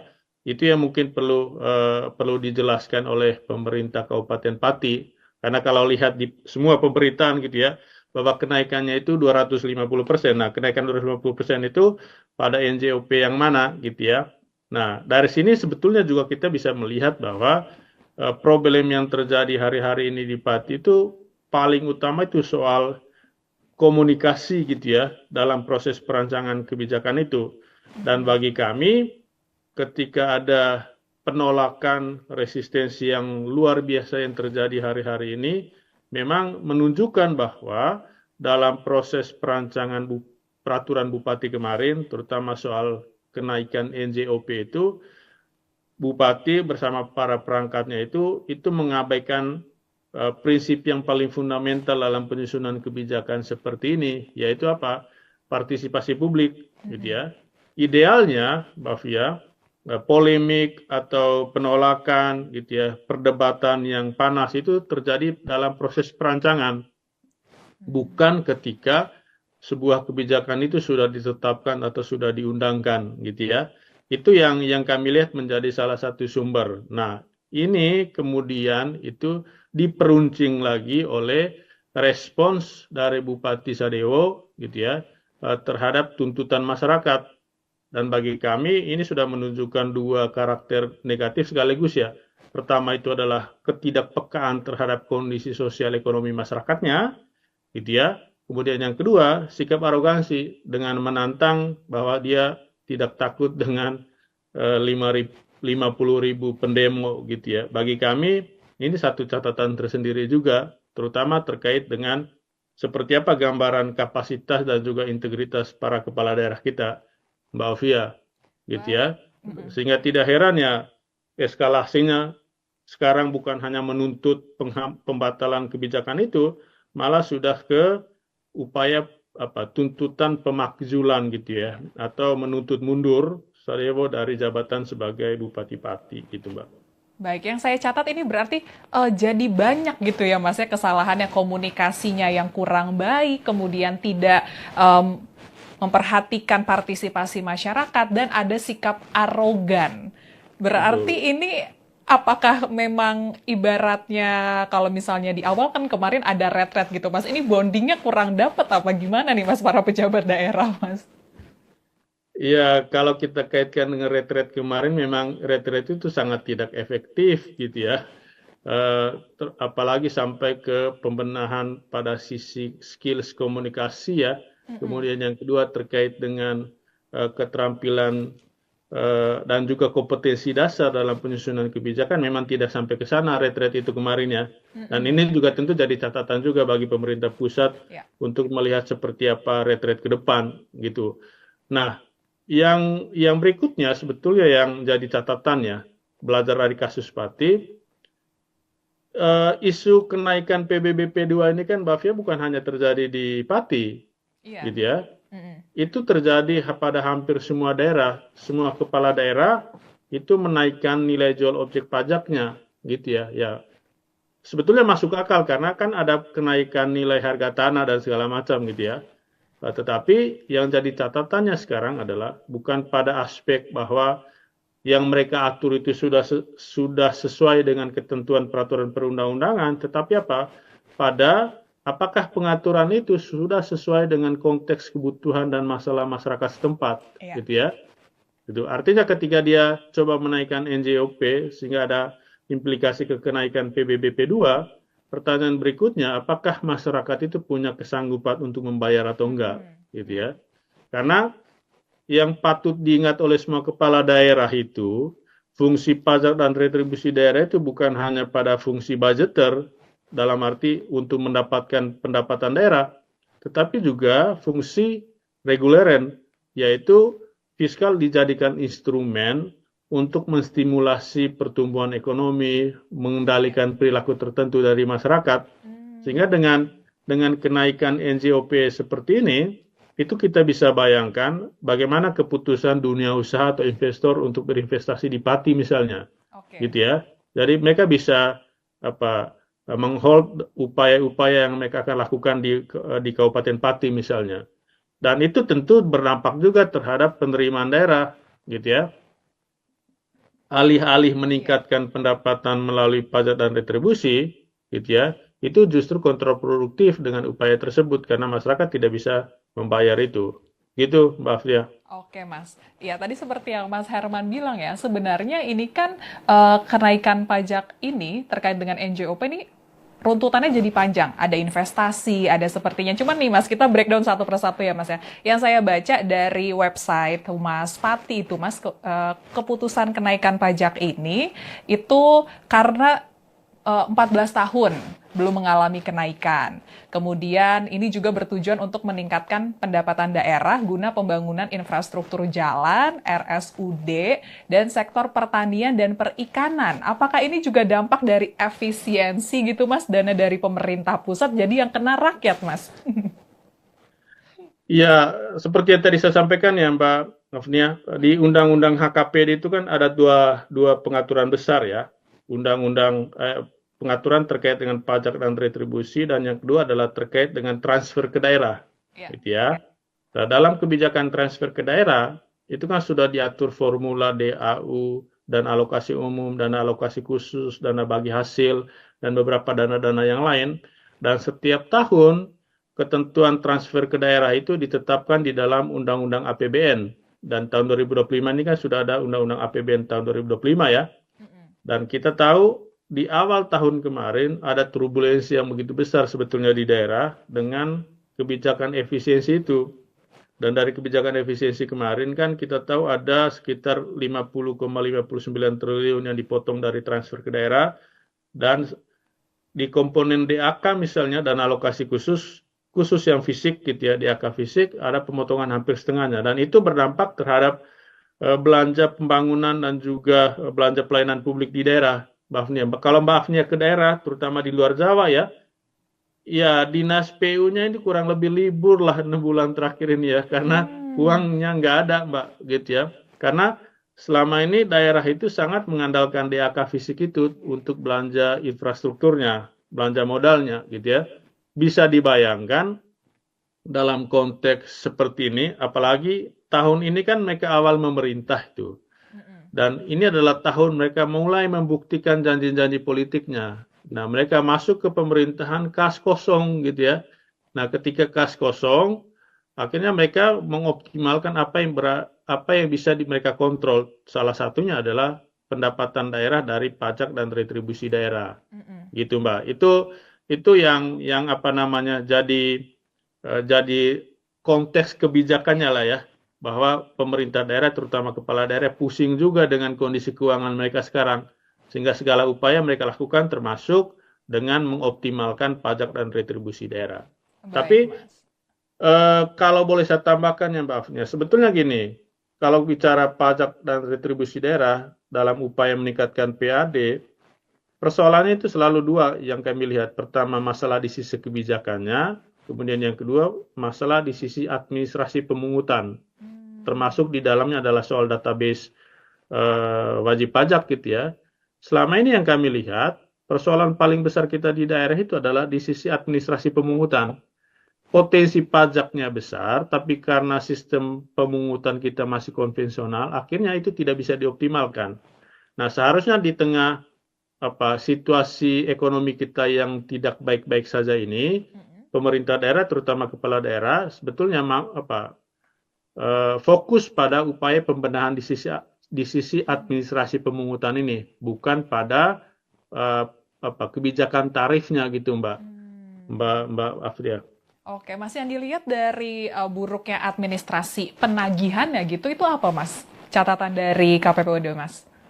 Selama ini kalau kita lihat di daerah-daerah yang sudah menggunakan platform digital ya, itu mereka mampu meningkatkan pendapatannya gitu ya, memaksimalkan potensi yang ada. Karena seringkali dengan pemungutan yang masih konvensional gitu ya, membayar langsung di Badan Pendapatan Daerah, itu kan ada tantangan tersendiri ya, apalagi kalau kita bicara daerah-daerah yang jauh dari pusat kota gitu ya. Mereka harus datang ke kantor, itu butuh biaya gitu ya, dan kadang biaya itu lebih besar lagi dari pajak yang dibayarkan gitu ya. Nah, dengan platform digital ini sebetulnya itu bisa meminimalisir masalah-masalah seperti itu gitu ya. Itu yang kami lihat Mbak Fnia. Dan ini seharusnya bisa menjadi peluang pembenahan terutama untuk meningkatkan PAD dari pajak dan retribusi daerah gitu, Mbak. Oke, baik, Mas. Kemudian kita beralih ke pengawasannya, Mas ya. Ini dari DPRD. Mungkin belum ada pernyataan-pernyataan keras dari DPRD, kemudian saat demo kemarin ada rapat dan menyepakati hak angket, membentuk langsung panitia khusus pemakzulan Bupati Sudewo. Ini pandangannya seperti apa, Mas? Apakah ini juga sebenarnya terjadi miskomunikasi juga dengan DPRD, fungsi pengawasannya berkurang atau seperti apa, Mas? Ya, sebetulnya ketika ada tuntutan masyarakat kemarin ya, sebelum demonstrasi 13 Agustus kemarin, yang kita harapkan sebetulnya DPRD sudah proaktif ya, Ya. meminta penjelasan dari Bupati Sudewo gitu ya, Bupati Sudewo Bupati Sudewo gitu ya. Tapi kan sekarang yang terjadi ketika eskalasinya memuncak gitu ya, pada tanggal apa namanya itu, tanggal 13 kemarin, justru DPR baru mengambil langkah strategis gitu ya, dengan apa namanya bersepakat untuk mengajukan hak angket terhadap DPRD, terhadap Bupati Sudewo. Dan bagi kami itu memang satu ruang yang bisa dimanfaatkan oleh DPRD untuk merespons tuntutan publik di Pati, gitu ya. Sehingga sekarang karena tuntutannya sudah naik tingkat nih dari pembatalan PBBP 2 tadi itu ke tuntutan mundur. Nah, bolanya sekarang menurut kami ada di DPRD ya. Nah, kalau lihat kemarin bahkan kalau kita baca di media, partai pendukung Sudewo sendiri, Gerindra itu bahkan mendukung gitu ya. Nah, tinggal sekarang seperti apa konsolidasi politiknya ke depan. Apakah masih konsisten dengan keputusan kemarin? Kalau itu tetap berjalan ya kita lihat Mbak Afdia, drama ke depannya seperti apa. Apakah berlanjut ke apa namanya penilaian oleh Mahkamah Agung, selanjutnya ke pemerintah pusat, itu kita lihat gitu ya. Tapi bagi kami sebetulnya ini jadi catatan penting untuk semua kepala daerah gitu ya, bahwa dalam proses perancangan kebijakan partisipasi publik itu menjadi panglimanya gitu ya, bukan dengan menunjukkan taring kekuasaan dengan pendekatan top down gitu ya. Itu yang kita harapkan kepala-kepala daerah lain itu membuka mata, membuka kesadaran mereka terhadap isu yang terutama yang berdampak menimbulkan beban bagi masyarakat gitu Mbak Afnia. Oke, Mas Herman, mungkin ini Mas Herman juga ngikutin pemberitaan belakangan ini terkait dengan PBB tanah bangunan ini beberapa kali salah ngomong gitu ya Mas ya, para pejabat ini nggak cuma dari Bupati Sudewo, ada menteri juga yang kemarin bilang tanah nganggur nih bisa diambil sama negara. Mas mungkin bisa melihat bagaimana, saya juga mention kalau misalnya istana nih sampai langsung mengeluarkan statement mengimbau para pejabat semua level hati-hati menyampaikan pernyataan. Ini Mas sendiri bagaimana melihat dengan sikap kepemimpinan para pejabat daerah maupun level pusat saat ini, Mas? Ya, saya selalu melihat dua ya Mbak ya. Pertama dari sisi kapasitas, itu soal kompetensi, dan juga kedua adalah soal integritas, gitu ya. Kalau kita bicara kapasitas, ini bicara soal bagaimana kemampuan para pengambil kebijakan, mulai dari presiden, menteri, kepala daerah itu terhadap isu yang menjadi bagian dari tugas pokok kewenangan mereka, gitu ya. Jangan sampai mereka mengeluarkan pernyataan-pernyataan yang itu sebetulnya berangkat dari minimalitas pengetahuan mereka terhadap isu itu, gitu ya. Karena itu seringkali terjadi kan beberapa bulan terakhir ini seorang policy maker mengeluarkan pernyataan kemudian ditarik kembali dengan mengajukan permintaan maaf ke publik gitu ya. Yang menurut saya ini adalah bagian dari problem kapasitas itu sendiri gitu ya. Tidak hanya di level nasional ya, di level daerah juga demikian. Itu yang kami lihat. Kemudian yang kedua adalah soal integritas ya. Ini kita bicara bagaimana etika politik gitu ya. Etika sebagai pejabat publik ini juga menjadi satu catatan tersendiri. Kasus kemarin gitu ya di Pati kan problem terbesarnya di sini gitu ya, soal arogansi dan ketidakpekaan seorang kepala daerah justru memancing amarah dari masyarakatnya sendiri. Dan bagi kami ini bisa menjadi satu pembelajaran penting terhadap policy maker kita di level nasional dan juga di level daerah gitu ya, untuk berhati-hati mengeluarkan pernyataan. Dan karena pernyataan mereka itu bisa berdampak terhadap peta kehidupan sosial, ekonomi dan juga lingkungan di daerah gitu ya Mbak. Itu yang perlu diperhatikan gitu. Oke, baik Mas Herman. Ini mungkin pertanyaan terakhir ya Mas. Besarnya tuntutan agar Bupati Sudewo mundur, namun beliau menolak. Apakah mungkin Mas dari kebijakan ekonomi salah ngomong gitu Mas, tidak melibatkan partisipasi masyarakat, berujung pemakzulan? Mungkinkah Mas kalau dari pendapat KPPOD Mas? Ya mungkin saja ya Mbak ya.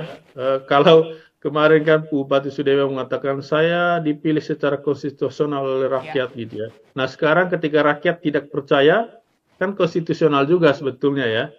Nah kalau dari sisi peraturan perundang-undang ya ada ruang pemakzulan itu Mbak.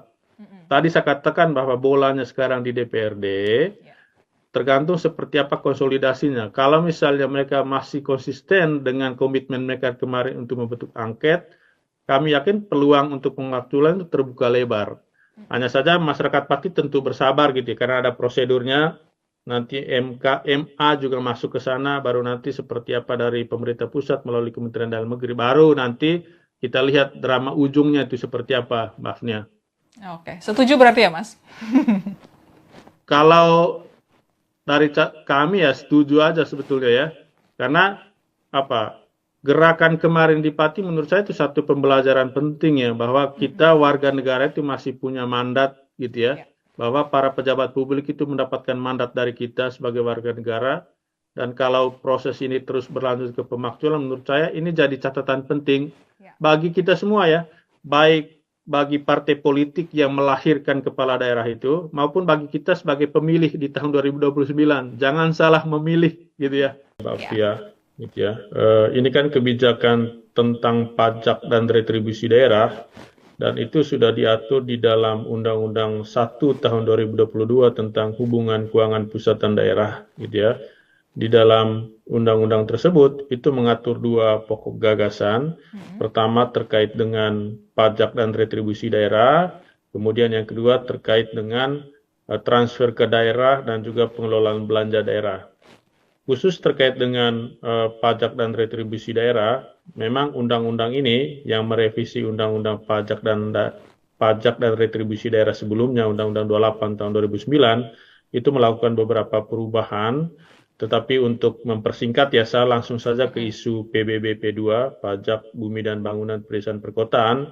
Terkait dengan PBBP 2 ini, Undang-Undang HKPD, Hubungan Keuangan Pusat dan Daerah itu mengatur dasar pengenaan tarif PBBP 2 itu maksimal 0,5% gitu ya. Itu maksimal ya. Artinya pemerintah daerah itu bisa mengatur di bawah itu.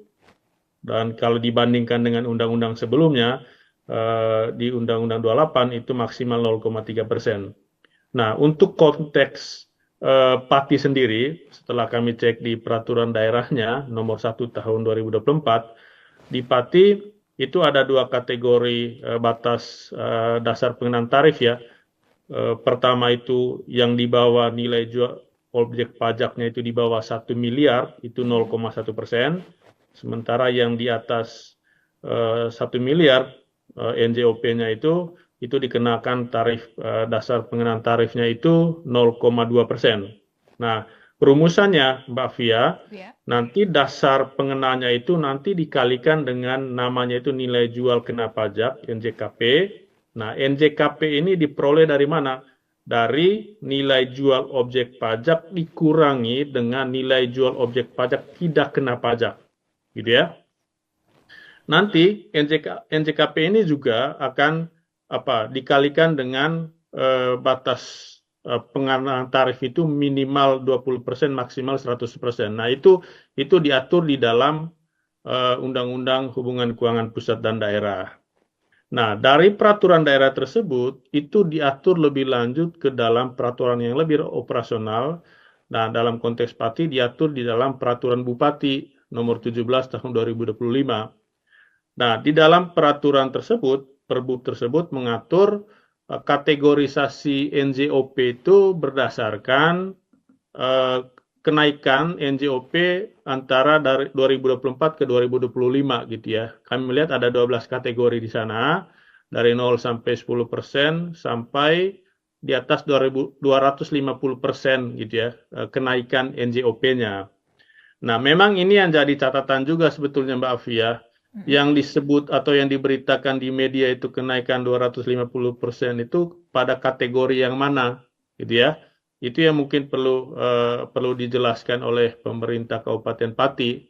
Karena kalau lihat di semua pemberitaan gitu ya, bahwa kenaikannya itu 250%. Nah, kenaikan 250% itu pada NJOP yang mana gitu ya.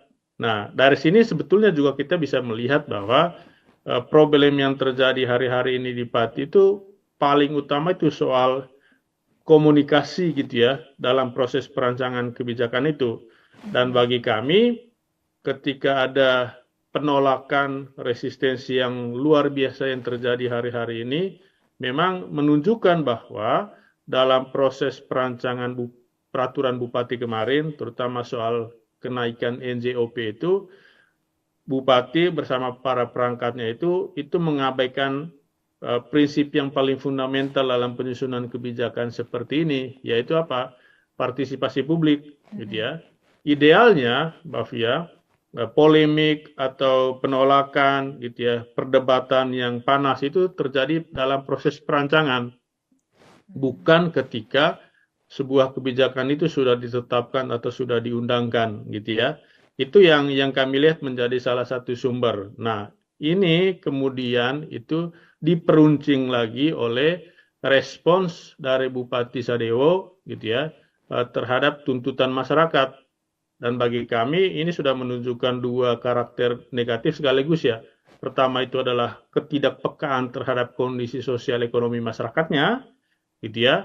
Kemudian yang kedua, sikap arogansi dengan menantang bahwa dia tidak takut dengan 50.000 pendemo gitu ya. Bagi kami ini satu catatan tersendiri juga, terutama terkait dengan seperti apa gambaran kapasitas dan juga integritas para kepala daerah kita, Mbak Ovia, gitu ya. Baik. Mm-mm. Sehingga tidak heran ya eskalasinya sekarang bukan hanya menuntut pembatalan kebijakan itu, malah sudah ke upaya tuntutan pemakzulan gitu ya, atau menuntut mundur Sarajevo dari jabatan sebagai Bupati Pati gitu Mbak. Baik, yang saya catat ini berarti jadi banyak gitu ya Mas ya kesalahannya, komunikasinya yang kurang baik, kemudian tidak em, memperhatikan partisipasi masyarakat dan ada sikap arogan. Betul. Berarti ini apakah memang ibaratnya kalau misalnya di awal kan kemarin ada retret gitu Mas, ini bondingnya kurang dapat apa gimana nih Mas para pejabat daerah Mas? Ya, kalau kita kaitkan dengan retret kemarin, memang retret itu sangat tidak efektif gitu ya. Apalagi sampai ke pembenahan pada sisi skills komunikasi ya. Mm-mm. Kemudian yang kedua terkait dengan keterampilan dan juga kompetensi dasar dalam penyusunan kebijakan memang tidak sampai ke sana retret itu kemarin ya. Dan Mm-mm. ini juga tentu jadi catatan juga bagi pemerintah pusat Ya. untuk melihat seperti apa retret ke depan gitu.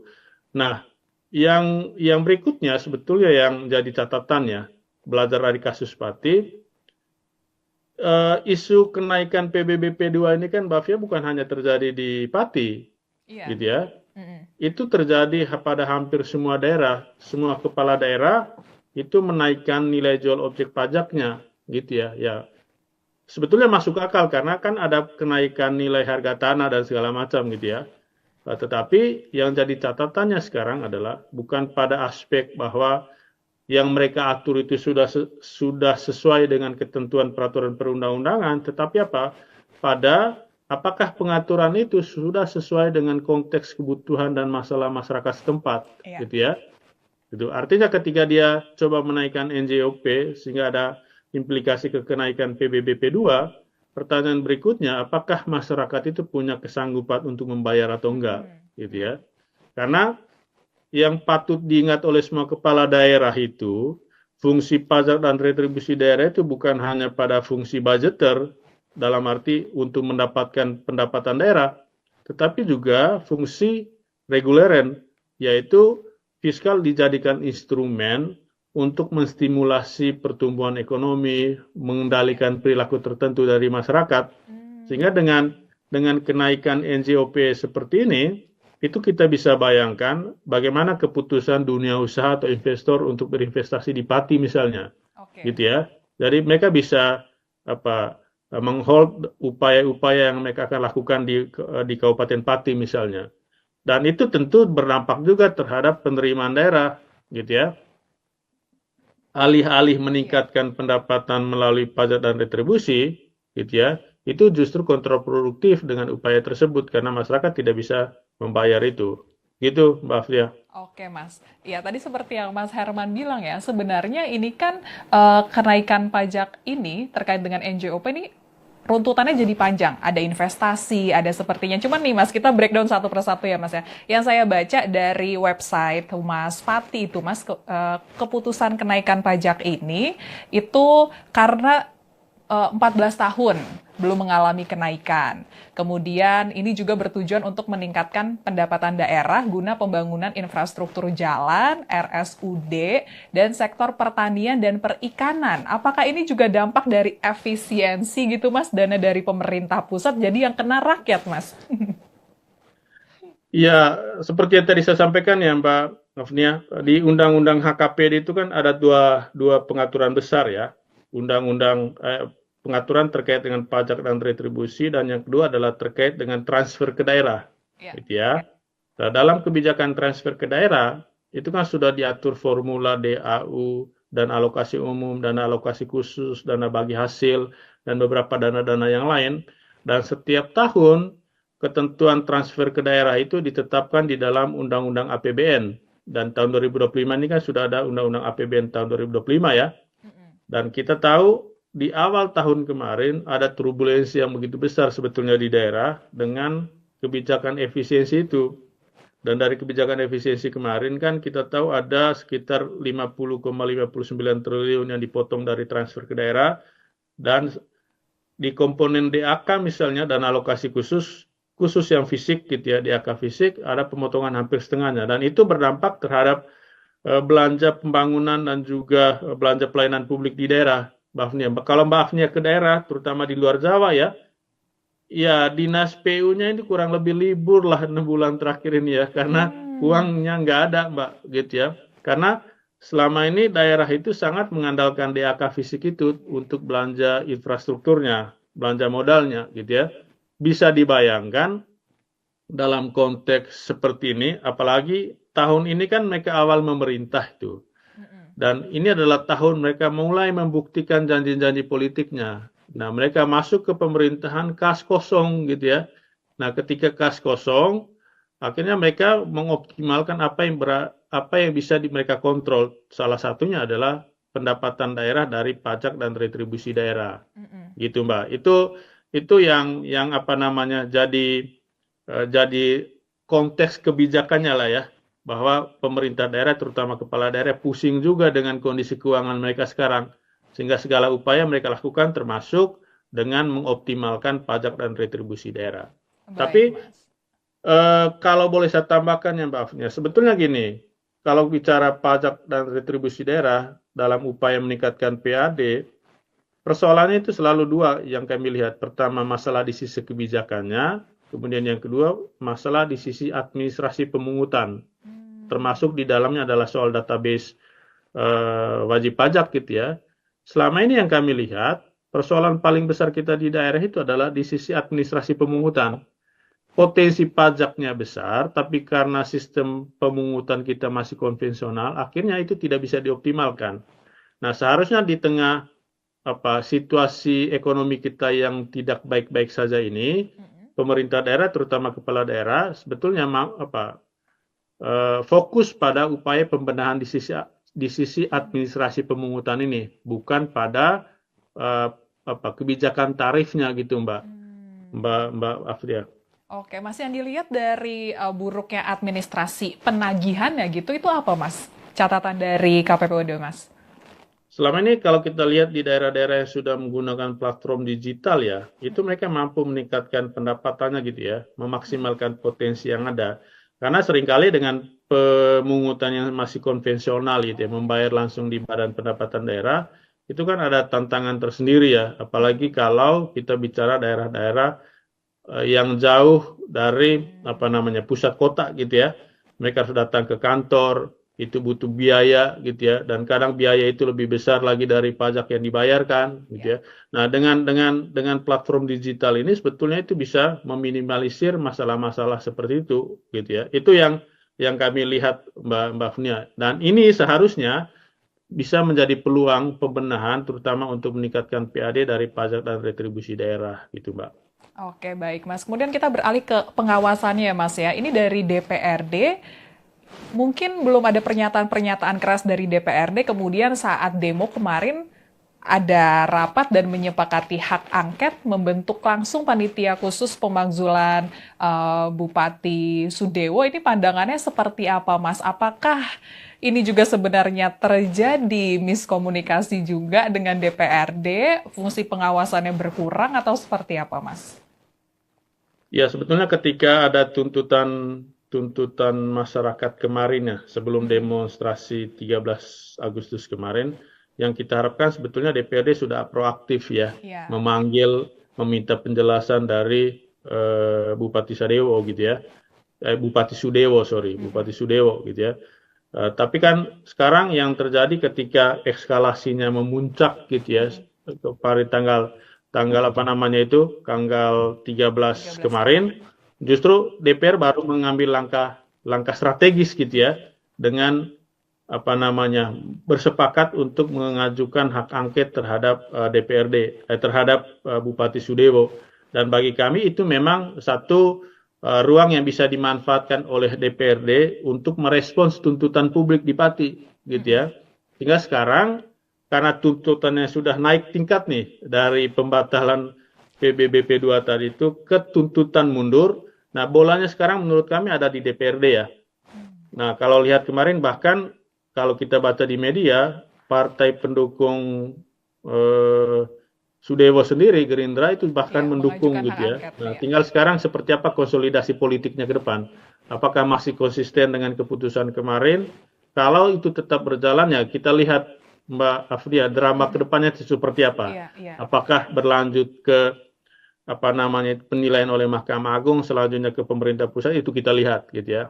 Tapi bagi kami sebetulnya ini jadi catatan penting untuk semua kepala daerah gitu ya, bahwa dalam proses perancangan kebijakan partisipasi publik itu menjadi panglimanya gitu ya, bukan dengan menunjukkan taring kekuasaan dengan pendekatan top down gitu ya. Itu yang kita harapkan kepala-kepala daerah lain itu membuka mata, membuka kesadaran mereka terhadap isu yang terutama yang berdampak menimbulkan beban bagi masyarakat gitu Mbak Afnia. Oke, Mas Herman, mungkin ini Mas Herman juga ngikutin pemberitaan belakangan ini terkait dengan PBB tanah bangunan ini beberapa kali salah ngomong gitu ya Mas ya, para pejabat ini nggak cuma dari Bupati Sudewo, ada menteri juga yang kemarin bilang tanah nganggur nih bisa diambil sama negara. Mas mungkin bisa melihat bagaimana, saya juga mention kalau misalnya istana nih sampai langsung mengeluarkan statement mengimbau para pejabat semua level hati-hati menyampaikan pernyataan. Ini Mas sendiri bagaimana melihat dengan sikap kepemimpinan para pejabat daerah maupun level pusat saat ini, Mas? Ya, saya selalu melihat dua ya Mbak ya. Pertama dari sisi kapasitas, itu soal kompetensi, dan juga kedua adalah soal integritas, gitu ya. Kalau kita bicara kapasitas, ini bicara soal bagaimana kemampuan para pengambil kebijakan, mulai dari presiden, menteri, kepala daerah itu terhadap isu yang menjadi bagian dari tugas pokok kewenangan mereka, gitu ya. Jangan sampai mereka mengeluarkan pernyataan-pernyataan yang itu sebetulnya berangkat dari minimalitas pengetahuan mereka terhadap isu itu, gitu ya. Karena itu seringkali terjadi kan beberapa bulan terakhir ini seorang policy maker mengeluarkan pernyataan kemudian ditarik kembali dengan mengajukan permintaan maaf ke publik gitu ya. Yang menurut saya ini adalah bagian dari problem kapasitas itu sendiri gitu ya. Tidak hanya di level nasional ya, di level daerah juga demikian. Itu yang kami lihat. Kemudian yang kedua adalah soal integritas ya. Ini kita bicara bagaimana etika politik gitu ya. Etika sebagai pejabat publik ini juga menjadi satu catatan tersendiri. Kasus kemarin gitu ya di Pati kan problem terbesarnya di sini gitu ya, soal arogansi dan ketidakpekaan seorang kepala daerah justru memancing amarah dari masyarakatnya sendiri. Dan bagi kami, ini bisa menjadi satu pembelajaran penting terhadap policy maker kita di level nasional dan juga di level daerah, gitu ya, untuk berhati-hati mengeluarkan pernyataan. Dan karena pernyataan mereka itu bisa berdampak terhadap peta kehidupan sosial, ekonomi dan juga lingkungan di daerah, gitu ya Mbak. Itu yang perlu diperhatikan gitu. Oke, baik Mas Herman. Ini mungkin pertanyaan terakhir ya Mas. Besarnya tuntutan agar Bupati Sudewo mundur, namun beliau menolak. Apakah mungkin Mas dari kebijakan ekonomi salah ngomong gitu Mas, tidak melibatkan partisipasi masyarakat, berujung pemakzulan? Mungkinkah Mas kalau dari pendapat KPPOD Mas? Ya mungkin saja ya Mbak ya.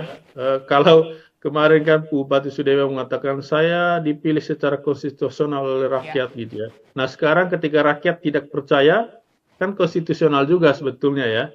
Nah kalau dari sisi peraturan perundang-undang ya ada ruang pemakzulan itu Mbak. Tadi saya katakan bahwa bolanya sekarang di DPRD, tergantung seperti apa konsolidasinya. Kalau misalnya mereka masih konsisten dengan komitmen mereka kemarin untuk membentuk angket, kami yakin peluang untuk pemakzulan itu terbuka lebar. Hanya saja masyarakat pasti tentu bersabar gitu ya, karena ada prosedurnya. Nanti MA juga masuk ke sana, baru nanti seperti apa dari pemerintah pusat melalui Kementerian Dalam Negeri. Baru nanti kita lihat drama ujungnya itu seperti apa, maafnya. Oke, setuju berarti ya Mas? Kalau dari kami ya setuju aja sebetulnya ya, karena gerakan kemarin di Pati menurut saya itu satu pembelajaran penting ya, bahwa kita warga negara itu masih punya mandat gitu ya, bahwa para pejabat publik itu mendapatkan mandat dari kita sebagai warga negara, dan kalau proses ini terus berlanjut ke pemakzulan, menurut saya ini jadi catatan penting bagi kita semua ya, baik bagi partai politik yang melahirkan kepala daerah itu, maupun bagi kita sebagai pemilih di tahun 2029. Jangan salah memilih gitu ya, Mbak Fia. Gitu ya. Ini kan kebijakan tentang pajak dan retribusi daerah, dan itu sudah diatur di dalam Undang-Undang 1 tahun 2022 tentang hubungan keuangan pusat dan daerah, gitu ya. Di dalam undang-undang tersebut itu mengatur dua pokok gagasan. Pertama terkait dengan pajak dan retribusi daerah, kemudian yang kedua terkait dengan transfer ke daerah dan juga pengelolaan belanja daerah. Khusus terkait dengan pajak dan retribusi daerah, memang undang-undang ini yang merevisi undang-undang pajak dan retribusi daerah sebelumnya, Undang-Undang 28 tahun 2009, itu melakukan beberapa perubahan. Tetapi untuk mempersingkat ya, saya langsung saja ke isu PBBP 2, Pajak Bumi dan Bangunan Pedesaan Perkotaan. Terkait dengan PBBP 2 ini, Undang-Undang HKPD, Hubungan Keuangan Pusat dan Daerah itu mengatur dasar pengenaan tarif PBBP 2 itu maksimal 0,5%, gitu ya. Itu maksimal ya. Artinya pemerintah daerah itu bisa mengatur di bawah itu. Dan kalau dibandingkan dengan undang-undang sebelumnya, di Undang-Undang 28 itu maksimal 0,3%. Nah, untuk konteks Pati sendiri, setelah kami cek di peraturan daerahnya nomor 1 tahun 2024, di Pati itu ada dua kategori batas dasar pengenaan tarif ya. Pertama itu yang di bawah nilai jual objek pajaknya itu di bawah 1 miliar, itu 0,1%. Sementara yang di atas 1 miliar, NJOP-nya itu dikenakan tarif dasar pengenaan tarifnya itu 0,2%. Nah, perumusannya Mbak Fia, nanti dasar pengenaannya itu nanti dikalikan dengan namanya itu nilai jual kena pajak, NJKP. Nah, NJKP ini diperoleh dari mana? Dari nilai jual objek pajak dikurangi dengan nilai jual objek pajak tidak kena pajak. Gitu ya. Nanti NJKP ini juga akan dikalikan dengan batas pengenaan tarif itu minimal 20%, maksimal 100%. Nah, itu diatur di dalam Undang-Undang Hubungan Keuangan Pusat dan Daerah. Nah, dari peraturan daerah tersebut itu diatur lebih lanjut ke dalam peraturan yang lebih operasional. Nah, dalam konteks Pati diatur di dalam peraturan Bupati nomor 17 tahun 2025. Nah, di dalam peraturan tersebut, Perbup tersebut mengatur kategorisasi NJOP itu berdasarkan kenaikan NJOP antara dari 2024 ke 2025 gitu ya. Kami melihat ada 12 kategori di sana, dari 0 sampai 10% sampai di atas 250% gitu ya, kenaikan NJOP-nya. Nah, memang ini yang jadi catatan juga sebetulnya Mbak Afia. Yang disebut atau yang diberitakan di media itu kenaikan 250% itu pada kategori yang mana, gitu ya. Itu yang mungkin perlu dijelaskan oleh pemerintah Kabupaten Pati. Karena kalau lihat di semua pemberitaan gitu ya, bahwa kenaikannya itu 250%. Nah, kenaikan 250% itu pada NJOP yang mana gitu ya. Nah, dari sini sebetulnya juga kita bisa melihat bahwa problem yang terjadi hari-hari ini di Pati itu paling utama itu soal komunikasi gitu ya dalam proses perancangan kebijakan itu. Dan bagi kami ketika ada penolakan resistensi yang luar biasa yang terjadi hari-hari ini memang menunjukkan bahwa dalam proses perancangan peraturan bupati kemarin terutama soal kenaikan NJOP itu bupati bersama para perangkatnya itu mengabaikan prinsip yang paling fundamental dalam penyusunan kebijakan seperti ini, yaitu apa? Partisipasi publik, gitu ya. Idealnya, Mbak Fia, polemik atau penolakan, gitu ya, perdebatan yang panas itu terjadi dalam proses perancangan, bukan ketika sebuah kebijakan itu sudah ditetapkan atau sudah diundangkan, gitu ya. Itu yang kami lihat menjadi salah satu sumber. Nah, ini kemudian itu diperuncing lagi oleh respons dari Bupati Sadewo gitu ya terhadap tuntutan masyarakat. Dan bagi kami ini sudah menunjukkan dua karakter negatif sekaligus ya. Pertama itu adalah ketidakpekaan terhadap kondisi sosial ekonomi masyarakatnya gitu ya. Kemudian yang kedua, sikap arogansi dengan menantang bahwa dia tidak takut dengan 50.000 pendemo gitu ya. Bagi kami ini satu catatan tersendiri juga, terutama terkait dengan seperti apa gambaran kapasitas dan juga integritas para kepala daerah kita, Mbak Ovia, gitu ya.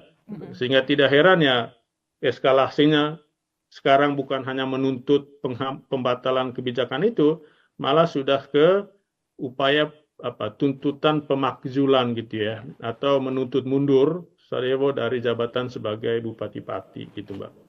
Baik, yang saya catat ini berarti jadi banyak gitu ya Mas ya kesalahannya, komunikasinya yang kurang baik, kemudian tidak memperhatikan partisipasi masyarakat dan ada sikap arogan. Berarti ini apakah memang ibaratnya kalau misalnya di awal kan kemarin ada retret gitu Mas, ini bondingnya kurang dapat apa gimana nih Mas para pejabat daerah Mas? Ya, kalau kita kaitkan dengan retret kemarin, memang retret itu sangat tidak efektif gitu ya. Apalagi sampai ke pembenahan pada sisi skills komunikasi ya. Kemudian yang kedua terkait dengan keterampilan dan juga kompetensi dasar dalam penyusunan kebijakan memang tidak sampai ke sana retret itu kemarin ya. Dan ini juga tentu jadi catatan juga bagi pemerintah pusat untuk melihat seperti apa retret ke depan gitu. Nah, yang berikutnya sebetulnya yang jadi catatannya, belajar dari kasus Pati, isu kenaikan PBBP 2 ini kan Mbak Fia bukan hanya terjadi di Pati, gitu ya. Itu terjadi pada hampir semua daerah, semua kepala daerah itu menaikkan nilai jual objek pajaknya, gitu ya. Ya, sebetulnya masuk akal karena kan ada kenaikan nilai harga tanah dan segala macam, gitu ya. Tetapi yang jadi catatannya sekarang adalah bukan pada aspek bahwa yang mereka atur itu sudah sesuai dengan ketentuan peraturan perundang-undangan, tetapi apa? Pada apakah pengaturan itu sudah sesuai dengan konteks kebutuhan dan masalah masyarakat setempat, gitu ya? Itu artinya ketika dia coba menaikkan NJOP sehingga ada implikasi ke kenaikan PBBP 2, pertanyaan berikutnya, apakah masyarakat itu punya kesanggupan untuk membayar atau enggak, gitu ya? Karena yang patut diingat oleh semua kepala daerah itu, fungsi pajak dan retribusi daerah itu bukan hanya pada fungsi budgeter, dalam arti untuk mendapatkan pendapatan daerah, tetapi juga fungsi reguleren, yaitu fiskal dijadikan instrumen untuk menstimulasi pertumbuhan ekonomi, mengendalikan perilaku tertentu dari masyarakat, sehingga dengan kenaikan NJOP seperti ini, itu kita bisa bayangkan bagaimana keputusan dunia usaha atau investor untuk berinvestasi di Pati misalnya, gitu ya. Jadi mereka bisa menghold upaya-upaya yang mereka akan lakukan di Kabupaten Pati misalnya. Dan itu tentu berdampak juga terhadap penerimaan daerah, gitu ya. Alih-alih meningkatkan pendapatan melalui pajak dan retribusi, gitu ya, itu justru kontraproduktif dengan upaya tersebut karena masyarakat tidak bisa membayar itu. Gitu, Mbak Afia. Oke, Mas. Ya, tadi seperti yang Mas Herman bilang ya, sebenarnya ini kan kenaikan pajak ini terkait dengan NJOP ini runtutannya jadi panjang. Ada investasi, ada sepertinya. Cuman nih Mas, kita breakdown satu persatu ya Mas ya. Yang saya baca dari website Humas Pati itu Mas, keputusan kenaikan pajak ini itu karena 14 tahun belum mengalami kenaikan. Kemudian ini juga bertujuan untuk meningkatkan pendapatan daerah guna pembangunan infrastruktur jalan, RSUD, dan sektor pertanian dan perikanan. Apakah ini juga dampak dari efisiensi gitu Mas, dana dari pemerintah pusat jadi yang kena rakyat Mas? Ya, seperti yang tadi saya sampaikan ya Mbak Afnia, di Undang-Undang HKPD itu kan ada dua pengaturan besar ya. Undang-undang pengaturan terkait dengan pajak dan retribusi, dan yang kedua adalah terkait dengan transfer ke daerah, gitu ya. Nah, dalam kebijakan transfer ke daerah itu kan sudah diatur formula DAU, dan alokasi umum, dana alokasi khusus, dana bagi hasil, dan beberapa dana-dana yang lain. Dan setiap tahun ketentuan transfer ke daerah itu ditetapkan di dalam Undang-Undang APBN. Dan tahun 2025 ini kan sudah ada Undang-Undang APBN tahun 2025 ya. Dan kita tahu di awal tahun kemarin ada turbulensi yang begitu besar sebetulnya di daerah dengan kebijakan efisiensi itu. Dan dari kebijakan efisiensi kemarin kan kita tahu ada sekitar 50,59 triliun yang dipotong dari transfer ke daerah, dan di komponen DAK misalnya, dan alokasi khusus yang fisik gitu ya, DAK fisik ada pemotongan hampir setengahnya, dan itu berdampak terhadap belanja pembangunan dan juga belanja pelayanan publik di daerah. Mbak Afnia. Kalau Mbak Afnia ke daerah, terutama di luar Jawa ya, ya dinas PU-nya ini kurang lebih libur lah 6 bulan terakhir ini ya, karena uangnya nggak ada Mbak, gitu ya. Karena selama ini daerah itu sangat mengandalkan DAK fisik itu untuk belanja infrastrukturnya, belanja modalnya, gitu ya. Bisa dibayangkan dalam konteks seperti ini, apalagi tahun ini kan mereka awal memerintah itu.